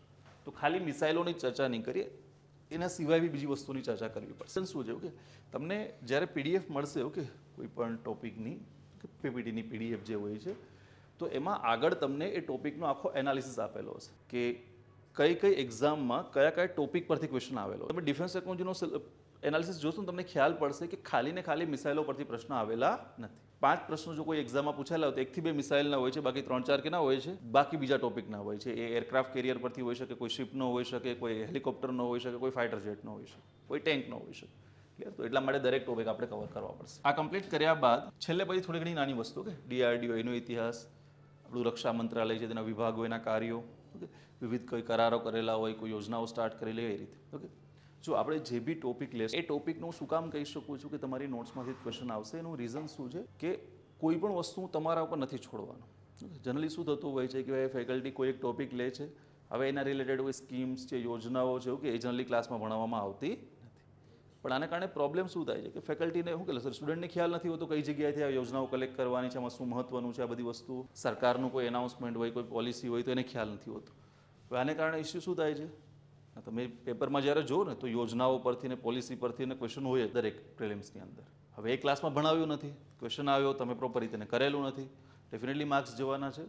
પણ અહીંયા એવું નહીં થાય. ઓકે, એ ટોપિક રિલેટેડ જે પણ યોજનાઓ હશે, સ્કીમ, પોલિસી, સરકારના કોઈ ઇનિશિયેટિવ હશે, અભિયાનો હશે, દરેક વસ્તુ શું આવી જશે, આપણે અહીંયા ક્લાસમાં જ જોઈ લઈશું.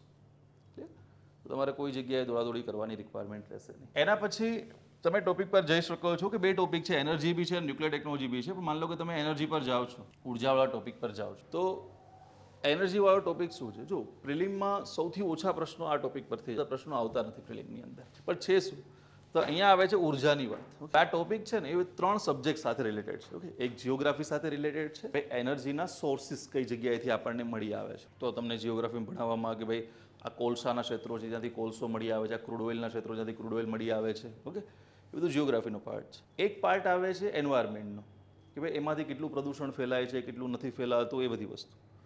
આપણે જે સમજવાનો છે ટેકનોલોજીનો પાર્ટ, એ સમજવાનો છે કઈ જગ્યાએથી મળે છે, કામનું નથી.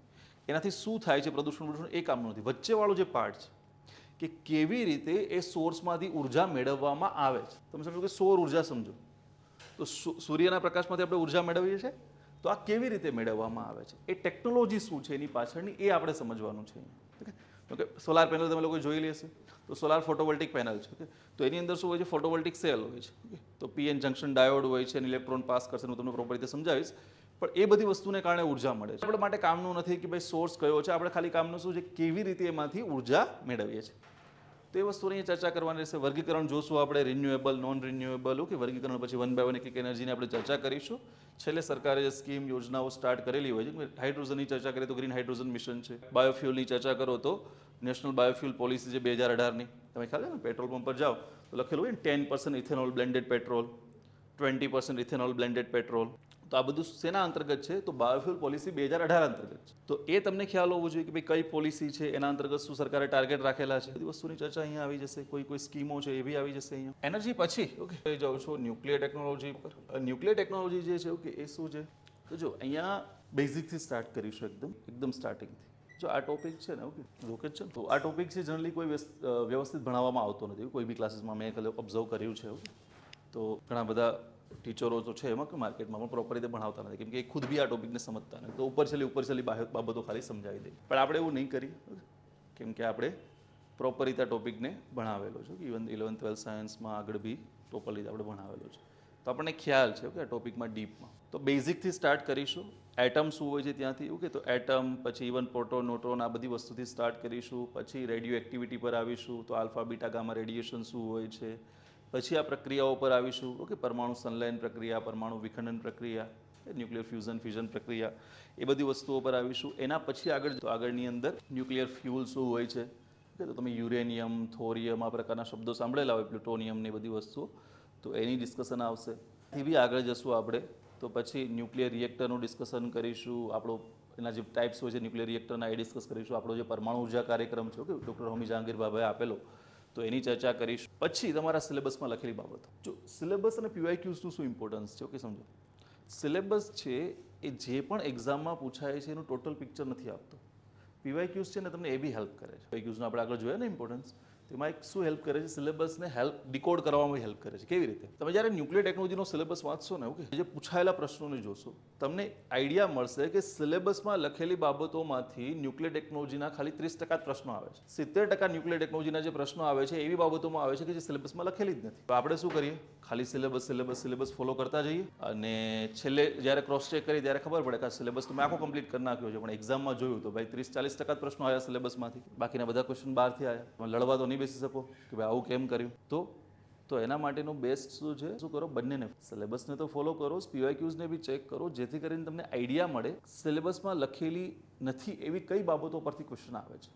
તો ન્યુક્લિયર ટેકનોલોજીમાં તમે જોશો તો બેઝિક પરથી વધારે ક્વેશ્ચન આવે છે. જે આપણે હમણાં ડિસ્કસ કર્યું ને, એટમ, મોલેક્યુલ ને જે પ્રક્રિયાઓ છે એ પ્રક્રિયાઓ ને રિએક્ટરના પ્રકારો, બસ એના પરથી જ મોસ્ટ ઓફ ક્વેશ્ચન આવેલા છે કે ફ્યુલ પરથી ને એના પરથી, જે સિલેબસમાં લખેલું નહીં. સિલેબસમાં જે લખેલી બાબતો છે ઓકે, પરમાણુ ઉર્જા કાર્યક્રમ છે ઓકે, એના સિવાય જે પરમાણુ સહકારિતા છે, અલગ અલગ દેશો સાથે આપણે કરારો કરેલા છે, પછી જે સંધિઓ છે ઓકે, પીટીબીટી ને સીટીબીટી ને એફએમસીટી ને ઓકે, એનપીટી ને આ બધી જે સંધિઓ છે, એ સંધિઓ પરથી તમને રેરલી ક્વેશ્ચન જોવા મળશે. ક્લિયર? ક્વેશ્ચન આવે છે બધા પરથી, પણ મેઇન્સમાં આવે છે ઓકે, પ્રિલિમમાં એટલા બધા નથી આવતા. તો આ શું આઈડિયા આપણને આપે છે કે ખાલી સિલેબસ એટલો ઇમ્પોર્ટન્સ છે નહીં, આપણે પીવાયક્યુઝને બી જોવા જ પડશે. તો એ રીતે લાસ્ટમાં પછી આ બધી વસ્તુ કર્યા બધી અલગ અલગ પ્રકારની જે સંધિઓ છે, સંધિઓ અને બાકીની જે નાની મોટી ડિસ્કશન છે કે આપણે એને કવર અપ કરી લઈશું. કોઈ સંસ્થાઓ આવી જશે એની સાથે. ચલો જ્યારે અમારો ટોપિક વધશે ઓકે, એ વધશે બાયોટેકનોલોજી. બાયોટેકનોલોજીમાં શું આવશે? અહીંયા ટેકનોલોજી ઘણી બધી આવે છે ઓકે. એક્ઝામ્પલ તરીકે આરડીએનએ ટેકનોલોજી છે ઓકે, CRISPR-Cas9 છે, જીન એડિટિંગ ને ક્લોનિંગ ને બધી વસ્તુઓ. પણ એને સમજવા માટે તમને થોડુંક બેઝિક બાયોલોજી ખ્યાલ હોવી જોઈએ. તો એક્ઝામ્પલ તરીકે સમજો કે મારે તમને આરડીએનએ ટેકનોલોજી સમજાવી છે ઓકે, રિકોમ્બિનન્ટ ડીએનએ ટેકનોલોજી સમજાવી છે. તો એના માટે તમને ડીએનએ શું છે તો પહેલાં ખ્યાલ હોવું જોઈએ. તો પહેલાં હું તમને સમજાવું કે ભાઈ કોષ છે, કોષમાં કોષ કેન્દ્ર છે ઓકે, એની અંદર ક્રોમોઝોમ શું હોય છે, એના પ્રકારોના અંતે, અને પછી ડીએનએ આવે, એ બધી વસ્તુઓ તમને ડિટેલમાં સમજાવીશ. પછી આરએનએ સમજાવીશ ઓકે, પ્રોટીન સિન્થેસિસ ને બધી વસ્તુઓ, ટોટલ રીતે આખું જનરલ બાયોલોજી તમને સમજાશે. એના પછી શું જશું? આપણે ટેકનોલોજી પર જશું, જેથી કરીને કોઈ પણ જગ્યાએ હું ઉલ્લેખ કરું કે ભાઈ આ ડીએનએ ટેકનોલોજી, તો તમને ડીએનએ ખ્યાલ હોય. તમને કહું એવી રીતે કે ભાઈ ઇન્સ્યુલિનનું નિર્માણ કરવાનું છે, તમને એ બી ખ્યાલ હોય કે ભાઈ ઇન્સ્યુલિન શું છે, એક પ્રોટીન છે, કેવી રીતે બોડીમાં પ્રોડ્યુસ થાય છે, કેવી રીતે નથી થતો, જીન શું હોય છે. કેમ કે જીન એડિટિંગ ટોપિક સમજાવું તો પહેલાં તમને જીન તો ખ્યાલ હોવું જોઈએ. તે પહેલાં બેઝિક બાયોલોજી આખું સમજી લેશું. એના પછી આપણે શું જશું? બાયોલોજી સમજ્યા પછી બાયોટેકનોલોજી પર જશું, અને બાયોટેકનોલોજીમાં પ્રોપર રીતે બધી ટેકનોલોજી સમજીશું. તો જીન એડિટિંગ છે, CRISPR-Cas9, આરડીએનએ ટેકનોલોજી, એના સિવાય ક્લોનિંગ પર જશું. ક્લોનિંગની અંદર સ્ટેમ સેલ ને બધી વસ્તુ આવશે, રિપ્રોડક્ટિવ ક્લોનિંગ બી આવશે. પછી શું કે એઆરટી પર જશું, આસિસ્ટિવ રિપ્રોડક્ટિવ ટેકનોલોજી પર જશું. એક્ઝામ્પલ તરીકે આઈવીએફ તમે સાંભળેલું હોય, ઇનવિટ્રો ફર્ટિલાઇઝેશન તમે સાંભળેલું હોય, 3 parent baby, test tube baby, આવા કોઈ શબ્દો સાંભળેલા હોય ઓકે, એના પર જશું. પછી હેલ્થ ઉપર જશું. હેલ્થમાં ભાઈ ઇમ્યુનિટી છે, તો રોગપ્રતિકારક ક્ષમતામાં સક્રિય અને નિષ્ક્રિયના પ્રકારો આવે છે, બધી વસ્તુઓ. વેક્સિન પર જશું, મેડિસિન કઈ રીતે વર્ક કરે છે ઓકે, અને અલગ અલગ જે રોગ હોય છે એ અને એના માટેના એજન્ટો અને જે પ્રશ્નો આવતા હોય છે ને કે ભાઈ શેનાથી આ રોગ ફેલાય છે, તો એ બધી વસ્તુઓ જોઈ લે. ચલો એક નાનકડો ટોપિક લેશું ઓકે, એ છે નેનો ટેકનોલોજી. પણ આમાં એટલું બધું ડિસ્કશન નહીં આવે, ખાલી બેઝિક બાબતો કોને કહેવામાં આવે છે, કોણે શોધ કરી, એના સિવાય એક્ઝામ્પલ તરીકે એના ઉપયોગો શું છે, મેઇનલી ઉપયોગો પરથી યુઝિસ પરથી પ્રશ્ન આવતા હોય છે કે કયા કયા ક્ષેત્રમાં શું ઉપયોગ થાય છે, એ ઉપયોગો જોઈ લેજો. તમારો સિલેબસ પૂરો. ઓકે. અને છેલ્લે જે પોઈન્ટ લખેલો છે એન્વાયરમેન્ટ વાળો, એની અંદર પણ તમને અગાઉ વાત કરી પ્રમાણે કે એને આપણે એક અલગ સબ્જેક્ટ તરીકે લેવાના જ છીએ, તો અહીંયા એને ડિસ્કશન નહીં આવે. સિલેબસ પૂરો તમારો એ રાખો. આ સબ્જેક્ટ અહીંયા આપણે પૂરો કરીએ છીએ કે બીજો નવો સબ્જેક્ટ તમારો કાલથી સ્ટાર્ટ થઈ જશે. આ ટોપિક આપણે ડિસ્કસ કરી લીધા ને. કયો ટોપિક એવો છે ડિસ્કસ નથી કર્યો? તમે સુતા હતા જ્યારે આપણે આઈસીટીની વાત કરી ત્યારે? આઈસીટી વાળો બોલ્યો આપણે, ના હું તમને એક્ઝેક્ટ શબ્દ યાદ કરાવું, રેકોર્ડિંગ બી જોઈ લેજો. જ્યારે હું બોલ્યો કે આપણે મોબાઈલ ટેલિફોનીમાં 1G થી 6G સુધી ચર્ચા કરીશું, એના પછી એઆઈ, આઈઓટી, ઓકે, આ બધી વસ્તુની ચર્ચા કરીશું, તો એઆઈ બી ત્યાં આવી જશે, ઇન્ટરનેટ ઓફ થિંગ્સ ને બધી વસ્તુ બી આવી જશે, તો પ્રોપર બધું ડિસ્કશન આવી જશે, આઈસીટીની અંદર જ આવી જશે. ક્લિયર? સમજાય વસ્તુ? ઓકે. ચલો, હવે આમાંથી કયો ટોપિક સ્ટાર્ટ કરવો છે તમારા લોકોને સિલેક્ટ કરવાનું છે. તમારે કશું બોલવા નથી. ઓકે. થ્રુ આઉટ લેક્ચરોની અંદર તમે અગાઉ લેક્ચર ભરેલા છે એટલે તમારે કાંઈ જ બોલવાનું નથી. આ જ લોકોને પસંદ કરવાનું છે ને એ જ લોકોને ચોઈસ મળશે. ના તમે અગાઉ લેક્ચર ભરેલા છે ને એટલે તમને ચોઈસ નહીં મળે. પણ તમે કીધી વાત સાચી છે. ઓકે. આપણો કોઈ ટોપિક એવા નથી હિસ્ટ્રીની જેમ કે જિયોગ્રાફીની જેમ કે એક લાઇનમાં ચાલતા હોય. ઓકે, કે ભાઈ આ ટોપિક તમને સમજાયો છે તો જ આ ટોપિક સમજાશે એવું કશું છે. બધા પોતપોતાનામાં અલગ અલગ ટેકનોલોજી છે. યસ. સ્પેસને આઈસીટી સાથે કોઈ લેવા દેવા નથી, આઈસીટીને બાયોટેકનોલોજી સાથે કોઈ લેવા દેવા નથી. ઓકે, તો બધા જ સેપરેટ છે. તો તમે કોઈ બી ટોપિક કોઈ પણ જગ્યાએથી સ્ટાર્ટ કરી શકો છો. ક્લિયર? તો ચલો, તમે યાર નસીબદાર છો કે તમને ચોઈસ મળી રહી છે. એ તો સિલેક્શન ના કહેવાય. ટોપિક એક જ સિલેક્ટ કરવાનો છે, જેમાંથી પ્રશ્ન આવતા જ નથી એ તમારે જોવું છે. નેનો ટેકનોલોજી એવો ટોપિક છે કે જેમાંથી અત્યાર સુધીમાં લગભગ આખા ઇતિહાસમાં, ઓકે, યુપીએસસીની એક્ઝામોમાં 4 થી 5 પ્રશ્ન આવેલા હશે. સમજો કે સ્પેસનું કહું તમને, તો સ્પેસમાં અત્યાર સુધીમાં લગભગ કે સ્પેસ હોય કે ડિફેન્સનું કહું તમને કે આઈસીટીનું કહું તમને, આ બધા ટોપિક એવા છે કે જેમાંથી અત્યાર સુધીમાં લગભગ 500 700 એવા પ્રશ્નો આવેલા છે. અને એની સાથે કમ્પેર કરો નેનો ટેકનોલોજીને, 5 થી 10 પ્રશ્નો આવેલા છે. લીસ્ટ ઇમ્પોર્ટન્ટ છે. વસ્તુ હંમેશા યાદ રાખવાની પ્રિપરેશન, જે વસ્તુ લીસ્ટ ઇમ્પોર્ટન્ટ છે એને સૌથી છેલ્લે રાખો.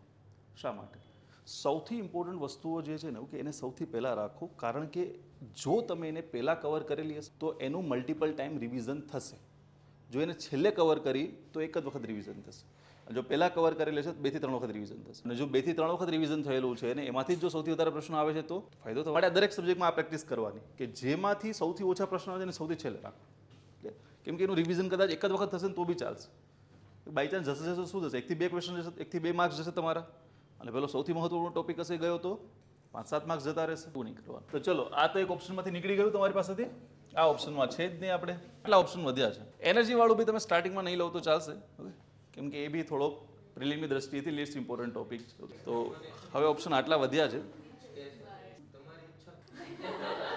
મારી ઈચ્છા, ઓકે, મારી તો ઈચ્છા કોઈ બી ટોપિક છે ને, એટલે તો તમને ચોઈસ આપી ને, આઈસીટી, સ્પેસ, ડિફેન્સ, ન્યુક્લિયર અને બાયોટેકનોલોજી. ઓકે, ચલો બાયોટેકનોલોજીને બી લાસ્ટમાં જવા દો, પાછળ જવા દો થોડું ઘણું. હવે તમારી પાસે આટલા ઓપ્શન વધ્યા છે, 4 ઓપ્શન વધ્યા છે, તો આપણે એબીસીડી કરી દઈએ. એ સાથે કેટલા છે?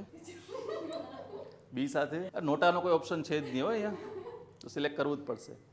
તો બી સાથે, સી સાથે, ડી સાથે. તમે હિંમત દેખાણી. ન્યુક્લિયર ટેકનોલોજી સમજવું તમારે, પહેલા લેક્ચરમાં બોમ્બ ફોડવા છે. ચાલો, ઓપ્શન બી બધા કહી રહ્યા છે. સ્પેસથી જ તમારે સમજવું છે, એવું છે? કઈ વાંધો નહીં, તમારી ઈચ્છા.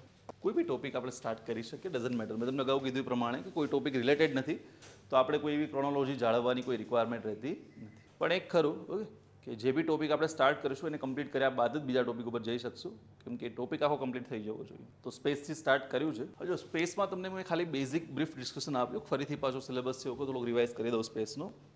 તો આ રીતે થોડું વિચારવાનું કે ભાઈ એક ઉપગ્રહ છે એને કક્ષામાં મૂક્યો છે તો ઉપગ્રહ વિશે ચર્ચા કરવાની હોય, એ કક્ષાઓ વિશે ચર્ચા કરવાની રહે. ઓકે, એને લઈ જનારું જે રોકેટ છે એના વિશે ચર્ચા કરવાની રહે. એટલે કેવી રીતે કોઈ જગ્યાએ, ઓકે, આખું સ્પેસ સેક્ટરનું ડેવલપમેન્ટ થયું. ભારત છે તો ભારતમાં એવું તો નથી કે પહેલાંથી ચાલુ જ હતું સ્પેસ સેક્ટર, ધીરે ધીરે ડેવલપમેન્ટ થયું હશે. અને એ ડેવલપમેન્ટમાં આપણે અમુક સિદ્ધિઓ હાંસલ કરી હશે. પ્રથમ ઉપગ્રહ ક્યારેક બનાવ્યો હશે, ઓકે, પ્રથમ રોકેટ ક્યારેક બનાવ્યો હશે, તો આ પ્રકારની સિદ્ધિઓ હાંસલ કરી હશે ને, તો એ સિદ્ધિઓ વિશે ખ્યાલ હોવું જોઈએ તમને, એ અચીવમેન્ટ વિશે. ક્લિયર? એના પછી આપણે સંસ્થાગત માળખાની વાત કરી હતી કે ભાઈ વિવિધ માળખું આખું પ્રકારનું છે, વિવિધ સંસ્થાઓ છે, અને એ સંસ્થાઓ છે, ઓકે, એના કોઈ કાર્યો છે. ઓકે, એક્ઝામ્પલ તરીકે સમજો તમે, તો ભારતની અંદર તમે ઇસરોનું નામ સાંભળેલું છે. તમને પૂછે કે ભાઈ ઉપગ્રહ કોણ લોન્ચ કરે છે, આપણે કહીશું ઇસરો. રોકેટ કોણ બનાવે છે, ઇસરો. આ દરેક વસ્તુ આપણે કહીશું, પણ ખરેખર એવું નથી. ઓકે, ઇસરોનું કામ શું છે? કોઓર્ડિનેશનનું છે. એનું કામ સંકલન. ઇસરો કોની પાસે કામ કરાવે છે? તો એની અંતર્ગત જે સંસ્થાઓ કાર્ય કરે છે એની પાસે કાર્ય કરાવે છે. તો જેમ કે અમદાવાદની વાત કરું તો અમદાવાદમાં તમને 3 સંસ્થાઓ જોવા મળશે. અમદાવાદની અંદર તમને એક સેક જોવા મળશે, જેને આપણે ઇસરો જ બોલીએ છીએ, પણ એ સેક છે, સ્પેસ એપ્લિકેશન સેન્ટર કરીને છે. ઓકે, એના સિવાય તમને PRL જોવા મળશે, ફિઝિકલ રિસર્ચ લેબોરેટરી જોવા મળશે. ઓકે, એના સિવાય ઇનસ્પેસ કરીને જોવા મળશે, ડેકુ જોવા મળશે. આ 4-5 સંસ્થાઓ અમદાવાદની અંદર છે જે સ્પેસ સેક્ટરમાં કામ કરે છે. તો અમુક સંસ્થાઓ એમાંથી ડાયરેક્ટલી ડિપાર્ટમેન્ટ ઓફ સ્પેસ અંતર્ગત આવે છે, અમુક સંસ્થાઓ એવી છે કે જે ઇસરો અંતર્ગત આવે છે, પણ એના પર્ટિક્યુલર કાર્યો છે. ઓકે, જેમ કે આપણું સેક છે, તો એનું કામ શું છે? તો ઉપગ્રહમાં લાગતા કોઈ કેમેરા છે, કોઈ સેન્સર છે, એ બધી વસ્તુ બનાવવાનું કામ કોણ કરે છે? સેક બનાવે છે અમદાવાદનું. તો ઉપગ્રહ કોણ બનાવે? તો એ બનાવે છે URS સેટેલાઇટ સેન્ટર, જે શું કે બેંગ્લોરમાં આવેલું છે. તો પછી પેલા રોકેટ કોણ બનાવે છે? તો VSSC બનાવે છે, જે કેરળમાં આવેલું છે. સમજાયું? તો આવી રીતે તમને એક બાજુ નામ આપી દેશે અને એક બાજુના કાર્ય આપી, તમારે જોડકા જોડવાના હશે. તો એ તમને ખ્યાલ હોવું જોઈએ. તો એ સંસ્થા અને સંસ્થાઓના કાર્યો આપણે જોશું.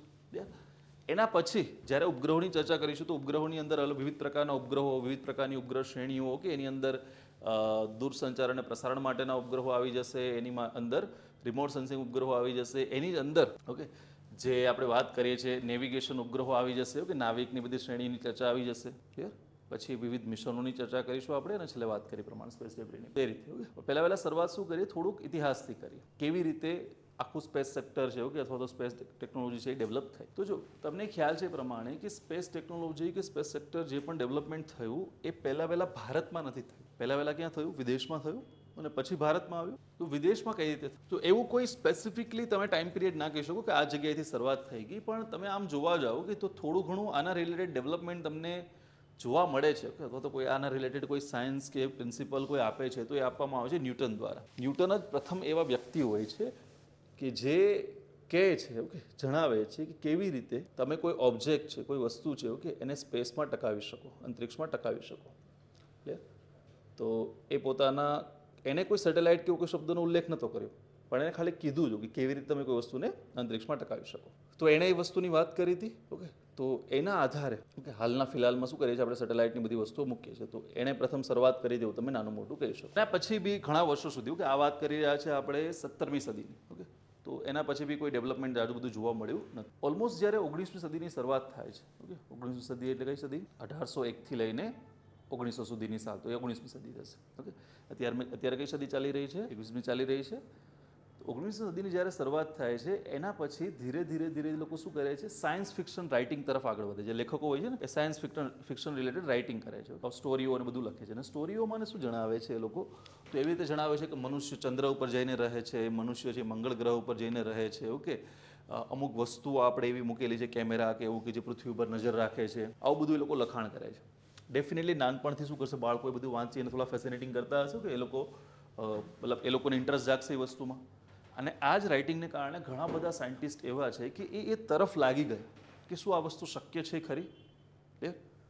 તો થિયરિટિકલી એ લોકોએ ચેક કર્યું તો થિયરિટિકલી લોકો લાગ્યું કે ભાઈ થિયરી પ્રમાણે તો બધી વસ્તુ શક્ય છે, ઓકે થઈ શકે એવી છે. તો ધીરે ધીરે એ ક્ષેત્રમાં ડેવલપમેન્ટ શરૂ થયા. ઓકે, પછી વર્લ્ડ વોર 1 શરૂ થઈ ગઈ, વર્લ્ડ વોર 2 શરૂ થઈ. વર્લ્ડ વોર 2માં શું કરવામાં આવ્યું? લોકોએ રોકેટ બનાવવા તરફ આગળ વધ્યા. ઓકે, મિસાઇલો બનાવવા તરફ, રોકેટ તો નહીં સ્પેસિફિકલી, મિસાઇલો બનાવવા તરફ. ઓકે, તો હિટલરે એને બધું મિસાઇલો બનાવવા માટે ઘણા બધા પ્રયત્નો કર્યા અને બધી વસ્તુઓ કરી. ઓકે, પછી એ જ મિસાઇલોનો ઉપયોગ ધીરે ધીરે કરતા આગળ જતા સેટેલાઇટ સ્થાપિત કરવા માટે થયો. આખી સ્ટોરી શું થઈ ધીરે ધીરે આગળ. પછી રશિયાએ પ્રથમ ઉપગ્રહ સ્થાપિત કર્યો સ્પુતનિક, ને પછી ધીરે ધીરે શરૂઆત થઈ ગઈ આખી સ્પેસ સેક્ટર. તો સ્ટાર્ટિંગની જે સ્ટોરી છે ને ઓકે એટલા માટે એટલી બધી કામની નથી, પણ જ્યાંથી આપણા માટે કામનું છે ઓકે એ વસ્તુ તમને જણાવું છું. અને એ જ છે પ્રથમ ઉપગ્રહ જ્યારે લોન્ચ થાય છે. તમારે જ્યારે સ્પેસ ટેકનોલોજીનો ઇતિહાસ જોવાનો છે okay historical point of view જોવાનો છે ત્યારે શું યાદ રાખવાનું છે કે પહેલાં આપણે વિશ્વનો ઇતિહાસ જોવાનો છે. અને વિશ્વમાં જોવા જાઓ કે તો શરૂઆત થાય છે 1957થી. 4 ઓક્ટોબર 1957ના રોજ શું કરે છે? રશિયા જે છે સ્પુતનિક 1 નામથી શું કરે છે? પ્રથમ ઉપગ્રહને અંતરિક્ષમાં સ્થાપિત કરે છે. જો જ્યારે વર્લ્ડ વોર 2 ચાલી રહ્યું છે ઓકે ત્યારે શું થાય છે? હિટલર છે ઓકે એક V2 નામના પ્રોજેક્ટ ઉપર કામ શરૂ કરે છે. V2 શું બનાવવા માંગતો હતો? બેલાસ્ટિક મિસાઇલ બનાવવા માંગતો હતો, જેનાથી બીજા દેશો ઉપર એ બોમ્બ ફોડી શકે મિસાઇલની મદદથી. જ્યારે હિટલરની ડેથ થઈ જાય છે 1945માં જ્યારે વર્લ્ડ વોર 2 ખતમ થાય છે, શું કે અમેરિકા શું કરે છે? અમેરિકા જર્મનીના જે ઘણા બધા લોકો છે ઓકે જ્યારે સાયન્ટિસ્ટ છે એ સાયન્ટિસ્ટને શું કરે છે? યુદ્ધ કેદી બનાવી ઓકે, યુદ્ધમાં જે કેદમાં પકડે બધા સાયન્ટિસ્ટને યુદ્ધ કેદી બનાવીને શું કરે અમેરિકા લઈ આવે છે. અમેરિકા લાવ્યા બાદ એને બે ઓપ્શન આપવામાં આવે છે. ઓકે, કે આઈધર શું કરો તમે એ જે તમારું સાયન્સની પ્રોગ્રેસ છે કે તમને પૈસા બધું આપીએ, અહીંયા રિસર્ચ શરૂ રાખો, તમારી નવા પ્રોજેક્ટમાં અમને હેલ્પ કરો, આઈધર પછી ફાંસીએ ચડી જાઓ. તો થોડા ઘણા ફાંસીએ ચડી ગયા. ઓકે, અને બાકીના બધા શું કરી ગયા એઝ અ અમેરિકન નાગરિક બનીને ત્યાં રિસર્ચ શરૂ કરી દીધી. અમેરિકા જે આપણને એટલું બધું ટેકનોલોજીમાં બધામાં આગળ દેખાય છે ને એનું કારણ જ મેઇન શું છે આ વસ્તુ એણે પહેલાંથી એ જ કર્યું છે. ઓકે, અઢળક પૈસા આપીને શું કરી નાખ્યા છે બધા લોકોને પોતાના દેશમાં બોલાવી. અત્યારે બી તમે જો ઓકે IIT બધું કોઈ પાસ કરીને જાય છે તો ક્યાં જતું રહે છે હંમેશા અમેરિકાની સાઈડ જતું રહે છે, કેમ કે સેલરી વેલરી સારી છે, રિસર્ચ માટે સરકાર પૈસા એટલા ફાળવે છે. તો પહેલાંથી જે વસ્તુ છે ને અત્યારે બી એ જ પોલિસી ફોલો કરે છે. તો કહેવાનો અર્થ શું છે કે એ વસ્તુને કારણે શું થયું કે પછી તમે જો 1950 પછી આવી જાઓ, 1950 પછી શું થઈ જાય છે, વર્લ્ડ વોર 2 તો ખતમ થઈ ગયું છે, પણ પછી બાયપોલાર વર્લ્ડ બની ગયું છે. વિશ્વનું શું થઈ ગયું છે, ધ્રુવીકરણ થઈ ગયું છે. બાયપોલાર વર્લ્ડનો મતલબ શું થાય છે કે બે પોલ જેવું બની ગયું હતું વિશ્વમાં. વિશ્વ આખું બે પાર્ટમાં ડિવાઈડ થવાનું શરૂ થઈ ગયું હતું. કઈ રીતે? તો એક બાજુ હતું અમેરિકા અને એક બાજુ કોણ હતું? રશિયા. ઓકે, USSR તમે એ સમયે કહી શકો છો કે સોવિયત સંઘ જેને આપણે બોલતા હતા એ હતું ને એક બાજુ હતું અમેરિકા. ક્લિયર? આ બે બાયપોલાર વર્લ્ડ બની ગયું હતું. એ બંને વચ્ચે યુદ્ધ તો નહોતું ચાલતું, પણ કોલ્ડ વોર શરૂઆત થઈ ગઈ, શીત યુદ્ધની શરૂઆત થઈ ગઈ. કોલ્ડ વોર શું હોય છે? શીત યુદ્ધ.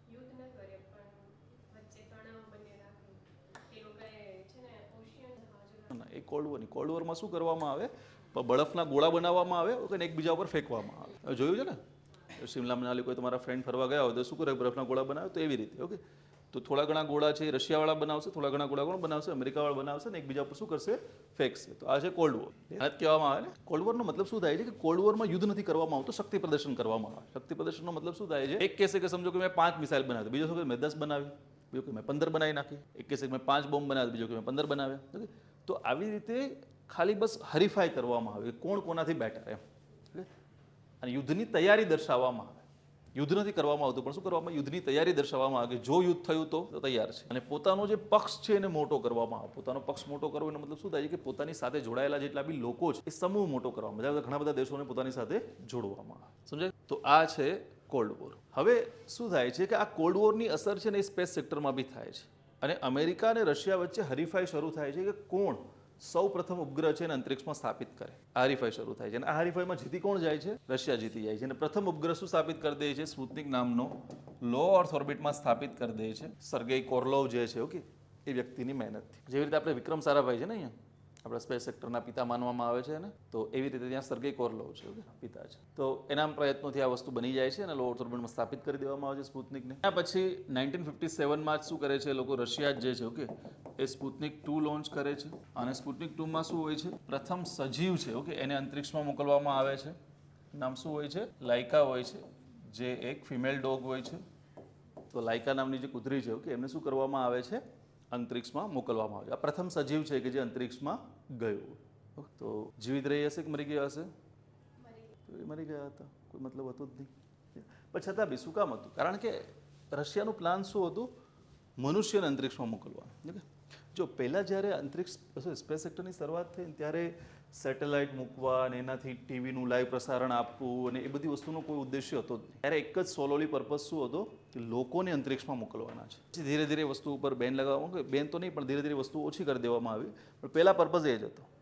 તો લાઇકા નામની કૂતરી જે છે ઓકે એને પ્રથમ મોકલવામાં આવી હતી. 1958માં ઓકે અમેરિકા બી આ ક્ષેત્રમાં આગળ આવે છે. ઓકે, અને શું કરે છે? એક્સપ્લોરર 1 નામનો જે ઉપગ્રહ છે ઓકે એને મૂકે છે.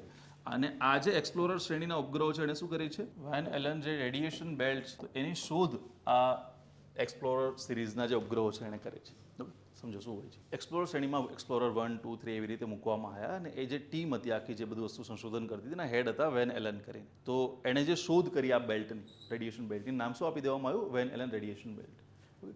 આ શું હોય છે એ બી સમજી લો, ખાલી બ્રીફમાં સમજી લો, પછી આપણે ડિસ્કશન ક્યારેક કરીશું અને તમારે જીઓગ્રાફીમાં આવી વસ્તુ આવશે. પૃથ્વી જે છે ઓકે એ પૃથ્વી શું કરે છે? એઝ અ મેગ્નેટ તરીકે વર્ક કરે છે. ઓકે, ચુંબક તરીકે કાર્ય કરે છે. તો પેલો ચુંબક તો જોયેલો જ હશે. મતલબ કે આ પ્રકારનો ગજીયો ચુંબક જોયેલો હોય તમે તો N અને S લખેલું હોય, પછી તમે જોયેલો હશે કે એની આસપાસ આવી મેગ્નેટિક ફિલ્ડ હોય છે. ઓકે, આવી રીતે તો આ ગજીયો ચુંબક તરીકે કાર્ય કરે છે. હવે પૃથ્વી બી શું કરે છે? એક ચુંબક તરીકે કાર્ય કરે છે. ઓકે, એની પાછળનું રીઝન શું છે? તો ચુંબકત્વ પાછળનું કારણ શું છે? મેઇનલી મેગ્નેટિઝમ પાછળનું કારણ શું છે? તો 2 કારણ છે. ઓકે, તમારે જ્યારે પૃથ્વીની આંતરિક સંરચના ચાલશે જીઓગ્રાફીમાં તેમાં જોવા મળશે કે પૃથ્વીની જે કોર છે ઓકે એના 2 ભાગ પડે છે, આંતરિક કોર અને બાહ્ય કોર. આમાંથી જે આ બાહ્ય કોર છે ને ઓકે, આઉટર કોર જેને બોલીએ છીએ. આ બાહ્ય કોર શું છે? પ્રવાહી અવસ્થામાં છે. પ્રવાહી અવસ્થામાં છે, પૃથ્વી કરતાં થોડી વધારે સ્પીડથી ફરી રહી છે. પૃથ્વી જે સ્પીડથી રોટેટ કરે છે એના કરતાં વધારે સ્પીડથી રોટેટ કરી રહી છે. ત્યાં બધા હેવી એલિમેન્ટ છે, એને કારણે શું થાય છે? ત્યાં ઇલેક્ટ્રિકલ ફિલ્ડ ક્રિએટ થાય છે. અને આ જ ઇલેક્ટ્રિકલ ફિલ્ડ શું કરે છે? આખી પૃથ્વીના મેગ્નેટિઝમ માટે જવાબદાર છે. ઇલેક્ટ્રિકલ ફિલ્ડને કારણે શું ક્રિએટ થયું છે? પૃથ્વીની આસપાસ આખું ચુંબકત્વ ક્રિએટ થયેલું છે. ઓકે, આમાં ઘણી બધી વસ્તુ બીજી બી છે. બાહ્ય કોર છે, એના સિવાય કોરિયોલિસ ફોર્સ છે કે આ બધાને કારણે ડાયનેમો ઇફેક્ટ ક્રિએટ થાય છે. બધી વસ્તુઓ અત્યારે સમજવાની નથી, પણ કહું છું કે એને કારણે ચુંબકીય આવરણ ક્રિએટ થાય. આ ચુંબકીય આવરણને કારણે શું બનેલું છે કે પૃથ્વીની આસપાસ બી તમને આ પ્રકારના લેયર્સ જોવા મળે છે. હવે આજે આખું જે ચુંબકીય આવરણ છે ને, મેગ્નેટિક ફિલ્ડ જે પૃથ્વીની છે એ શું કરે છે? જે સૂર્યના હાનિકારક સૌર પવનો છે, આપણે સોલાર વિન્ડ કહીએ છીએ, આ સોલાર વિન્ડથી પૃથ્વીનું રક્ષણ કરે છે. સૌર પવનોને પૃથ્વી સુધી આવવા દેતા નથી કે જો એ પૃથ્વી સુધી આવી જાય તો એને નુકસાન કરે. ઓકે, નુકસાન કઈ રીતે કરે? તો પૃથ્વીનું જેટલું બી વાતાવરણ છે ને એ ધોઈ નાખે, વોશ આઉટ કરી નાખે.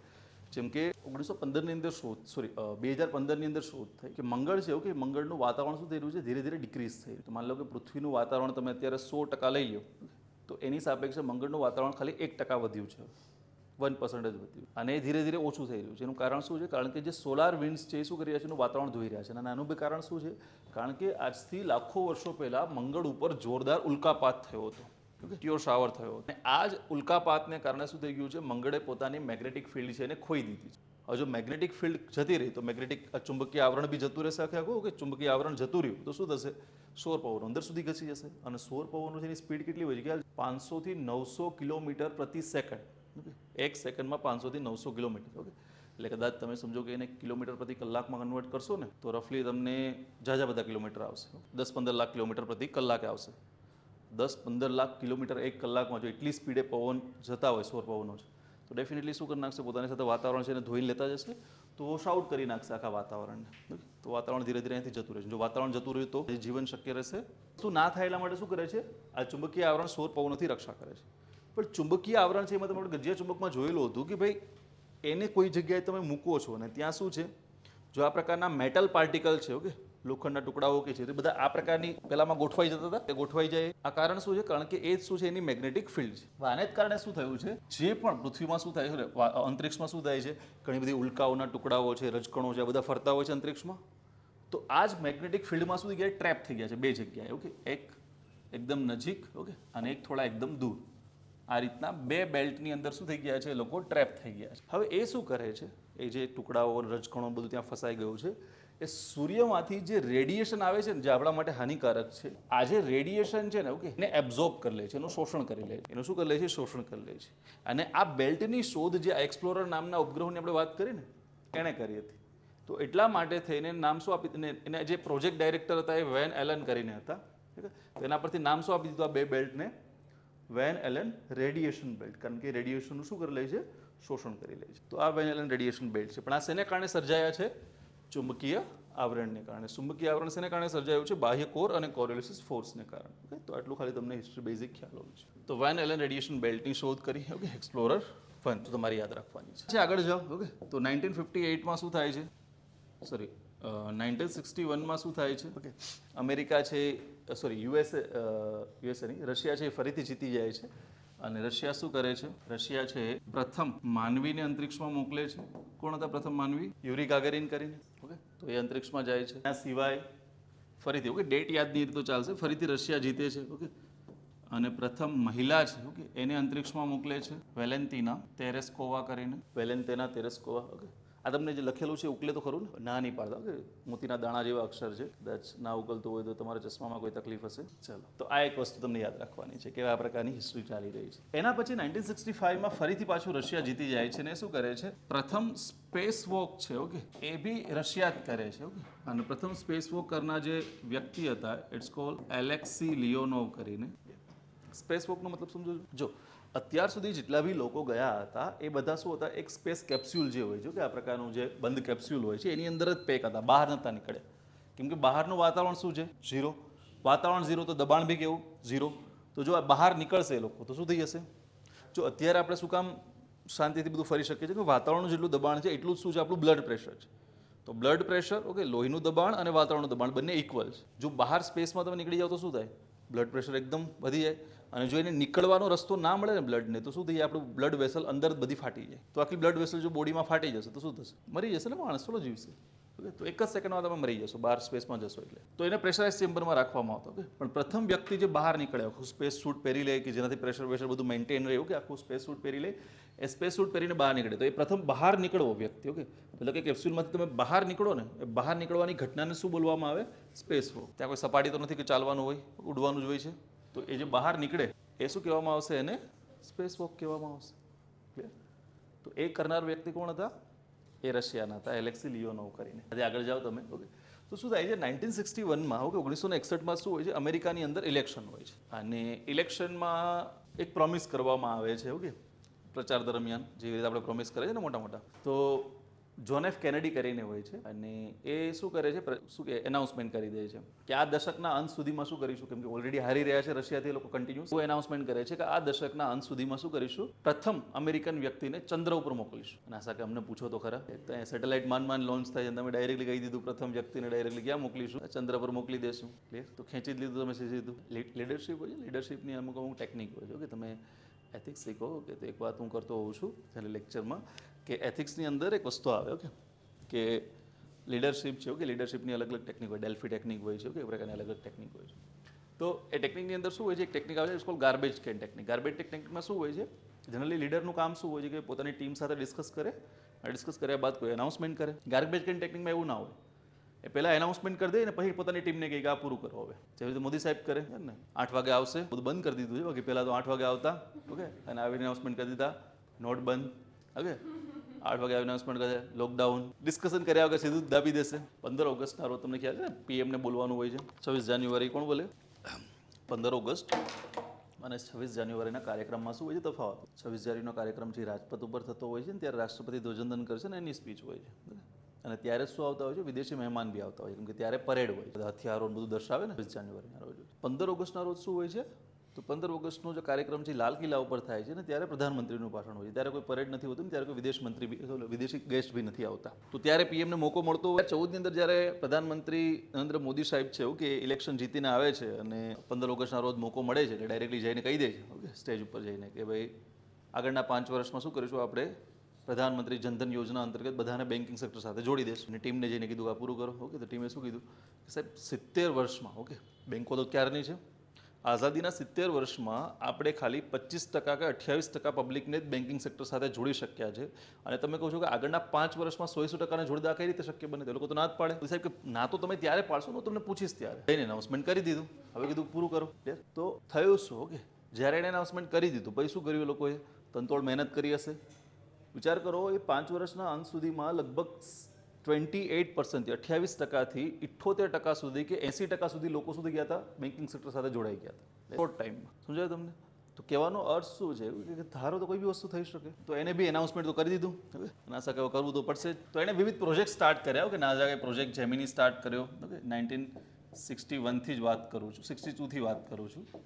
તો પહેલાં પ્રોજેક્ટ યુએસએની વાત થઈ રહી છે. ઓકે, જો 1962થી લઈને આપણે વાત કરી રહ્યા છે 68 સુધી. કોઈ પ્રોજેક્ટ સ્ટાર્ટ કર્યો, પ્રોજેક્ટ જેમિની કરીને, અને પછી આ જ પ્રોજેક્ટ કન્વર્ટ થઈ જાય છે 1968માં 1972 સુધી પ્રોજેક્ટ અપોલો તરીકે. પ્રોજેક્ટ અપોલો તરીકે કન્વર્ટ થઈ જાય છે, અને આ જ પ્રોજેક્ટ અપોલોમાં 1969માં પ્રોજેક્ટ અપોલો તો નહીં, પણ અપોલો ડાયરેક્ટ લખી નાખો.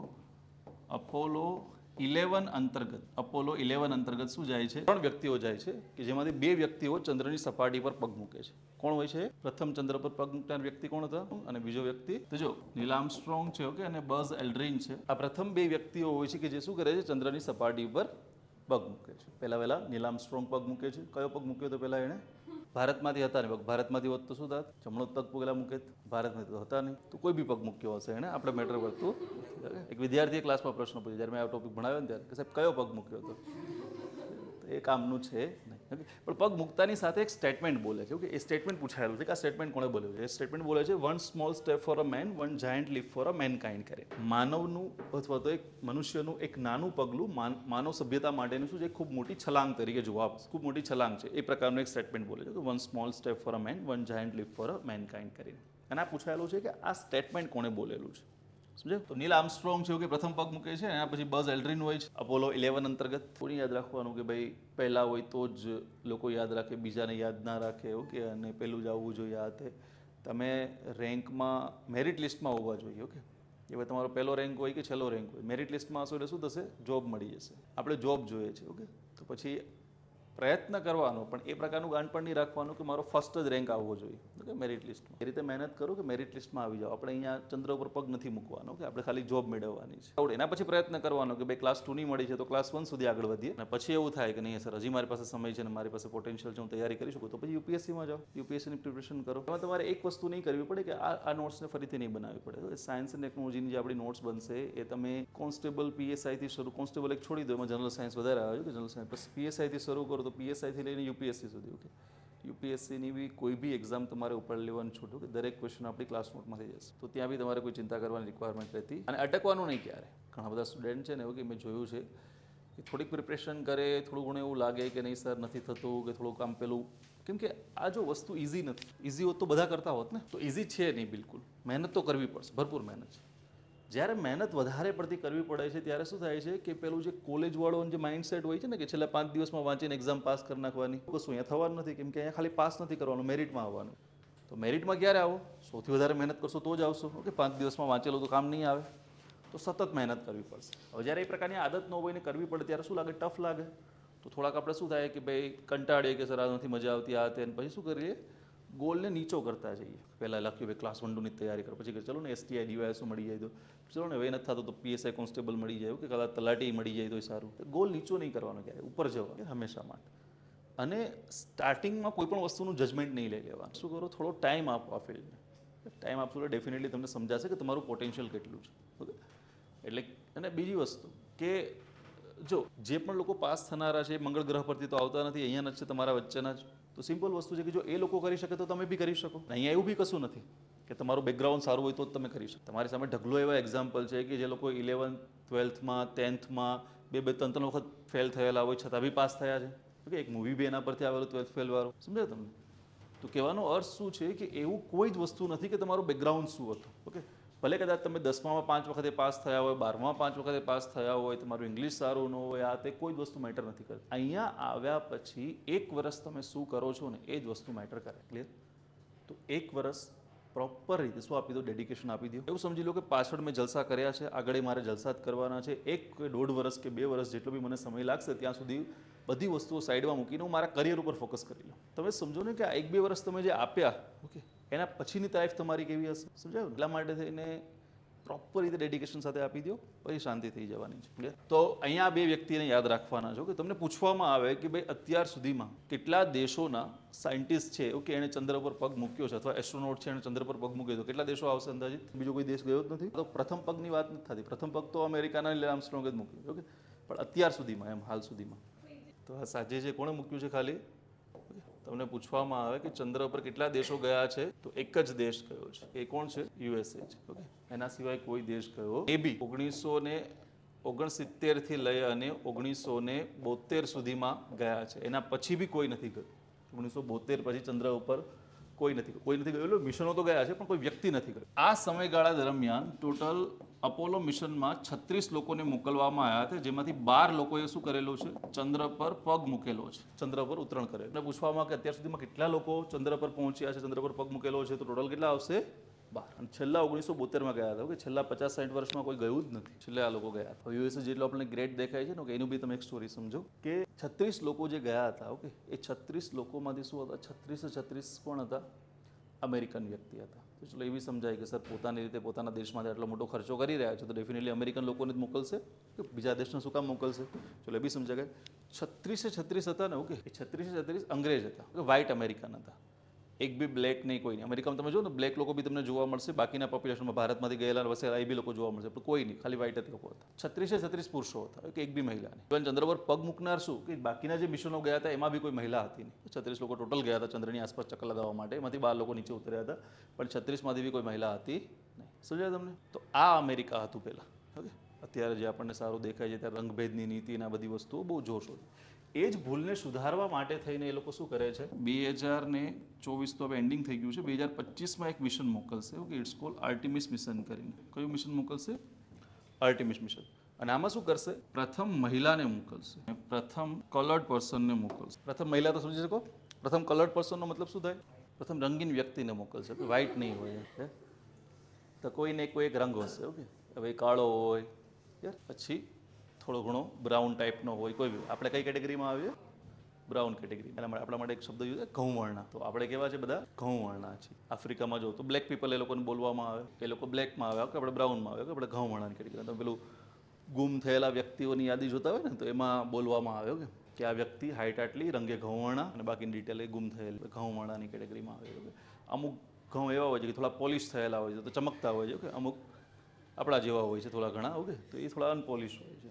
આવ્યા બધા ઘઉં વર્ણામાં છે ક્લિયર ને તો આ કોઈ વ્યક્તિને મોકલશે કે જે વ્હાઇટ નહીં હોય આગળ ચાલો 1971માં તમારો 10 વાગ્યા સુધી લેક્ચર હોય કોઈ વાંધો નહીં જો આજે ખાલી બેઝિક હિસ્ટ્રી જોયું કે આપણે નેક્સ્ટ સેશનમાં આખી હિસ્ટ્રી બધું કમ્પ્લીટ કરી દઈશું ક્લિયર સિલેબસ સમજવું આજે કેવી રીતે પ્રિપરેશન સ્ટાર્ટ કરવી ઓકે પીવાયક્યુઝનું શું ઇમ્પોર્ટન્સ છે નોટ્સ ટેસ્ટ આ બધી વસ્તુ સમજવી આજના માટે જરૂરી હતી ઓકે અને હોપ્સો કે તમને એ બધી વસ્તુ ક્લિયર થઈ ગઈ હશે થ્રુ આઉટ લેક્ચર આપણે શાંતિથી ચલાવીશું કે સાથે સાથે તમારે નોટ્સ લખવાની છે આજે મેં તમને કીધું નહીં એટલા માટે સાથે નોટ્સ લખવાનું કેમ કે એટલું બધું ડિટેલમાં આપણે કંઈ ચલાવવાનું હતું નહીં હિસ્ટ્રી જ હતી આ પીડીએફ છે કે તમને કંઈક તમને શેર કરી દેશે તો એમાં તમે વાંચી શકશો નેક્સ્ટ સેશનથી તમારે શું કરવાનું રહેશે કોઈ નોટ્સ બનાવવાની રહેશે જ્યાં બી તમે અટકો ઓકે ત્યાં પૂછી લેવાનું કે સર આ વસ્તુ લખાવી દો ક્લિયર હિસ્ટ્રીમાં તો કોઈ અટકવાનું હોતું નથી ખાલી બેઝિક વસ્તુ જ લખવાની હોય છે જ્યાં સમજાવવાનું હશે કોઈ ડેફિનેશન લખાવવાના હશે હું ત્યાં હું તમને લખાવતો જઈશ ઠીક છે તો ધીરે ધીરે શરૂઆત કરીએ આપણે ઓકે વન બાય વન એક ટોપિકને જોતા જઈએ અને આગળ વધશું એક વસ્તુ ખાલી ધ્યાન રાખવાની કે જ્યારે બી મારો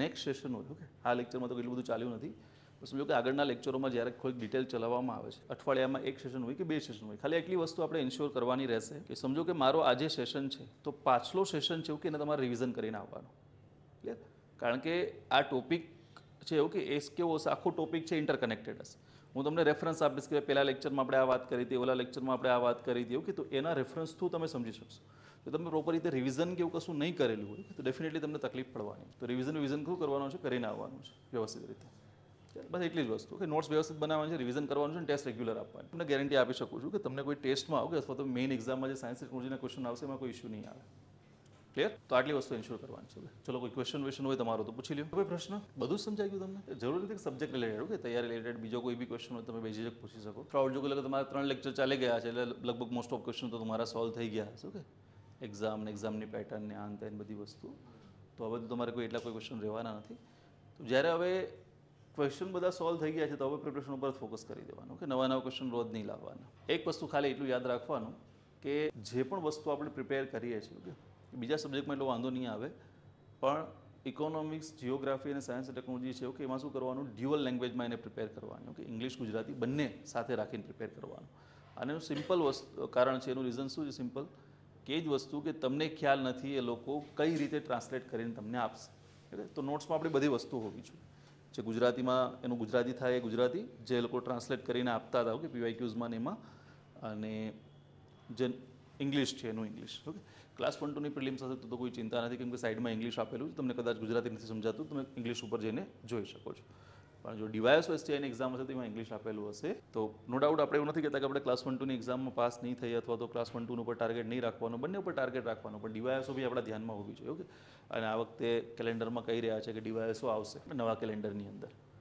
તો એના માટે બી કેમ કે 15 દિવસનું કંઈક ટાર્ગેટ આપ્યું છે 15 દિવસમાં નવું કેલેન્ડર આપી દેશે બી તમારા માટે સારું છે કે ચલો આ બી એક્ઝામ તમારા હાથમાં છે ઓકે એના પછી બી તમારી પાસે ચાન્સ હશે ઘણા બધા તો પ્રોપર રીતે પ્રિપરેશન કરો ઓકે એસટીઆઈ બી સમજો કે 573 જેવી કીધી હતી એમાંથી 300 લીધી છે હજી બી બાકી છે બીજી તો 250 ઉપર તો બાકી જ છે હજી તો એ બી લેવાશે સમજો એ બી તમારા હાથમાં છે તો ભરતીઓમાં કોઈ પ્રોબ્લેમ નથી ઓકે વેકેન્સી તમારા હાથમાં છે ક્લાસ 1 2ની અને ક્લાસ 3ની જીપીએસસી પ્રોપર રીતે શું કરી લો તમારી જાતને તૈયાર કરી લો તમારું જેવી રીતે શું થાય છે ઓકે ક્લાસ 1 2ની પ્રિલિમ કમ્પ્લીટ થાય છે ક્લાસ 1 2 તમારું ક્લિયર થાય છે ઠીક છે વેલ એન્ડ ગુડ ઓકે કદાચ બાય ચાન્સ થોડા ઘણા માર્ક્સ તમે રહી બી જાઓ છો તો બી મેન્સની પ્રિપરેશન સ્ટાર્ટ કરી દેવાની છે કેમ કે જે બી નવું કેલેન્ડર આવશે એવું કે હમણાં તો નહીં હશે થોડું ઘણું પાછળથી હશે તો ત્યાં સુધીમાં શું કરવાનું પ્રિલિમની પ્રિપરેશન પ્રોપર રીતે કરી લેવાની મેન્સની કરી લેવાની છેલ્લે જ્યારે એન્ડિંગ આવે એક્ઝામ નજીક આવે જે નવી કોઈ કેલેન્ડર બહાર પડ્યું છે એની ત્યારે શું કરી લેવાનું છેલ્લા 2 મહિના પછી ફરીથી પાછું પ્રિલિમનું રિવિઝન કરી લેવાનું હવે ક્લાસ 1 તમે પ્રિલિમ આપશો તમને ખ્યાલ પડી જશે તમે કેટલા માર્ક્સ દૂર રહ્યા કટ ઓફથી તેના આધારે તમને આઈડિયા લાગી જશે કે તમારે હજી કેટલી પ્રિપરેશનની રિક્વાયરમેન્ટ છે. અને જો પાસ થઈ ગયા તો વેલ એન્ડ ગુડ, તો મેઇન્સની પ્રિપરેશન કરવાની જ છે. ઓકે, અને ઓપ્સો કે 4 મહિનાની પ્રિપરેશન મોર દેન સફિશિયન્ટ છે. ઓકે, મારી ફર્સ્ટ પ્રિલિમ ક્લિયર કરી લીધી ત્યારે શું કહેવાય, લગભગ કેટલા 70 દિવસ હતા, એટલે 2.5 મહિના જેવું સમજી લ્યો. તો 2.5 મહિનામાં પ્રિલિમ ક્લિયર કરેલી હતી 18 વાળી. તો 18 વાળી પ્રથમ શું કે એટલે કંઈ છે નહીં પ્રિલિમમાં એટલું બધું. ક્લાસ 1 2 ની પ્રિલિમ સાવી છે. ડીવાયએસઓની કદાચ એસટીઆઈની હોય તો હું તમને કહી શકું તમારે વધારે પ્રિપરેશનની રિક્વાયરમેન્ટ પડશે. ક્લાસ 1 2 ની પ્રિલિમ ઇઝી છે. 2 રીઝન, એક ટાઈમ વધારે છે અને પ્લસ સબ્જેક્ટનું વેઇટેજ વધારે છે. જો દરેક સબ્જેક્ટ દરેક વ્યક્તિ છે એને પાવરફુલ હોતો નથી. ઓકે, બધાને કોઈને કોઈ 1-2 સબ્જેક્ટમાં ઇન્ટરેસ્ટ હોય. કોઈને હિસ્ટ્રીમાં ઇન્ટરેસ્ટ હોય છે, કોઈને કલ્ચરમાં હોય છે, કોઈને પોલિટીમાં, કોઈને જિયોગ્રાફીમાં, કોઈને સાયન્સ. જે બી 2-3 વિષયોમાં તમને ઇન્ટરેસ્ટ છે, ઓકે, જો એ ઇન્ટરેસ્ટ ઉપર તમે જો વધારે પડતો ફોકસ કર્યો અને એ વિષયો તમારા સ્ટ્રોંગ થઈ ગયા ને તો પ્રિલિમમાં, ક્લાસ 1 2 ની પ્રિલિમમાં તમને કોઈ નહીં રોકી શકે. સમજાયું તમને? એટલા માટે ક્લાસ 1 2 ની પ્રિલિમ ઇઝી છે, કેમ કે એક સબ્જેક્ટના 50-50 માર્ક્સ, 25 જ થઈ જાય છે. તમે ખેંચીને 20 સુધી ખેંચી લેશો એસટીઆઈ ડીવાયએસઓમાં, પણ અહીંયા તો તમે શું કર્યું 35 સુધી ખેંચી લેશો. અને મેરિટ, તો મેરિટમાં એટલો કોઈ ડિફરન્સ રહેતો નથી. ઓકે, ડીવાયએસઓ એસટીઆઈનું મેરિટ તો ઊંચું રહે છે, 50% કરતાં બી વધારે જાય છે. ઓકે, કેમ કે એમાં 200માંથી 105, 108 એવી રીતે મેરિટ આવે છે. જ્યારે અહીંયા ઓકે હવે જઈને 180ની આસપાસ પહોંચ્યું છે. બાકી તો 120ની આસપાસ જ રહેતું હતું 400માંથી ક્લાસ 1 2 નું મેરિટ. આનો અર્થ શું છે કે ઇઝી છે કમ્પેરેટિવલી. ક્લિયર? તો એટલા માટે થઈને આરામથી ક્લિયર થઈ શકે એવી છે પ્રિલિમ, પણ મહેનત તમારે ભરપૂર કરવી પડશે 4 ઠીક છે?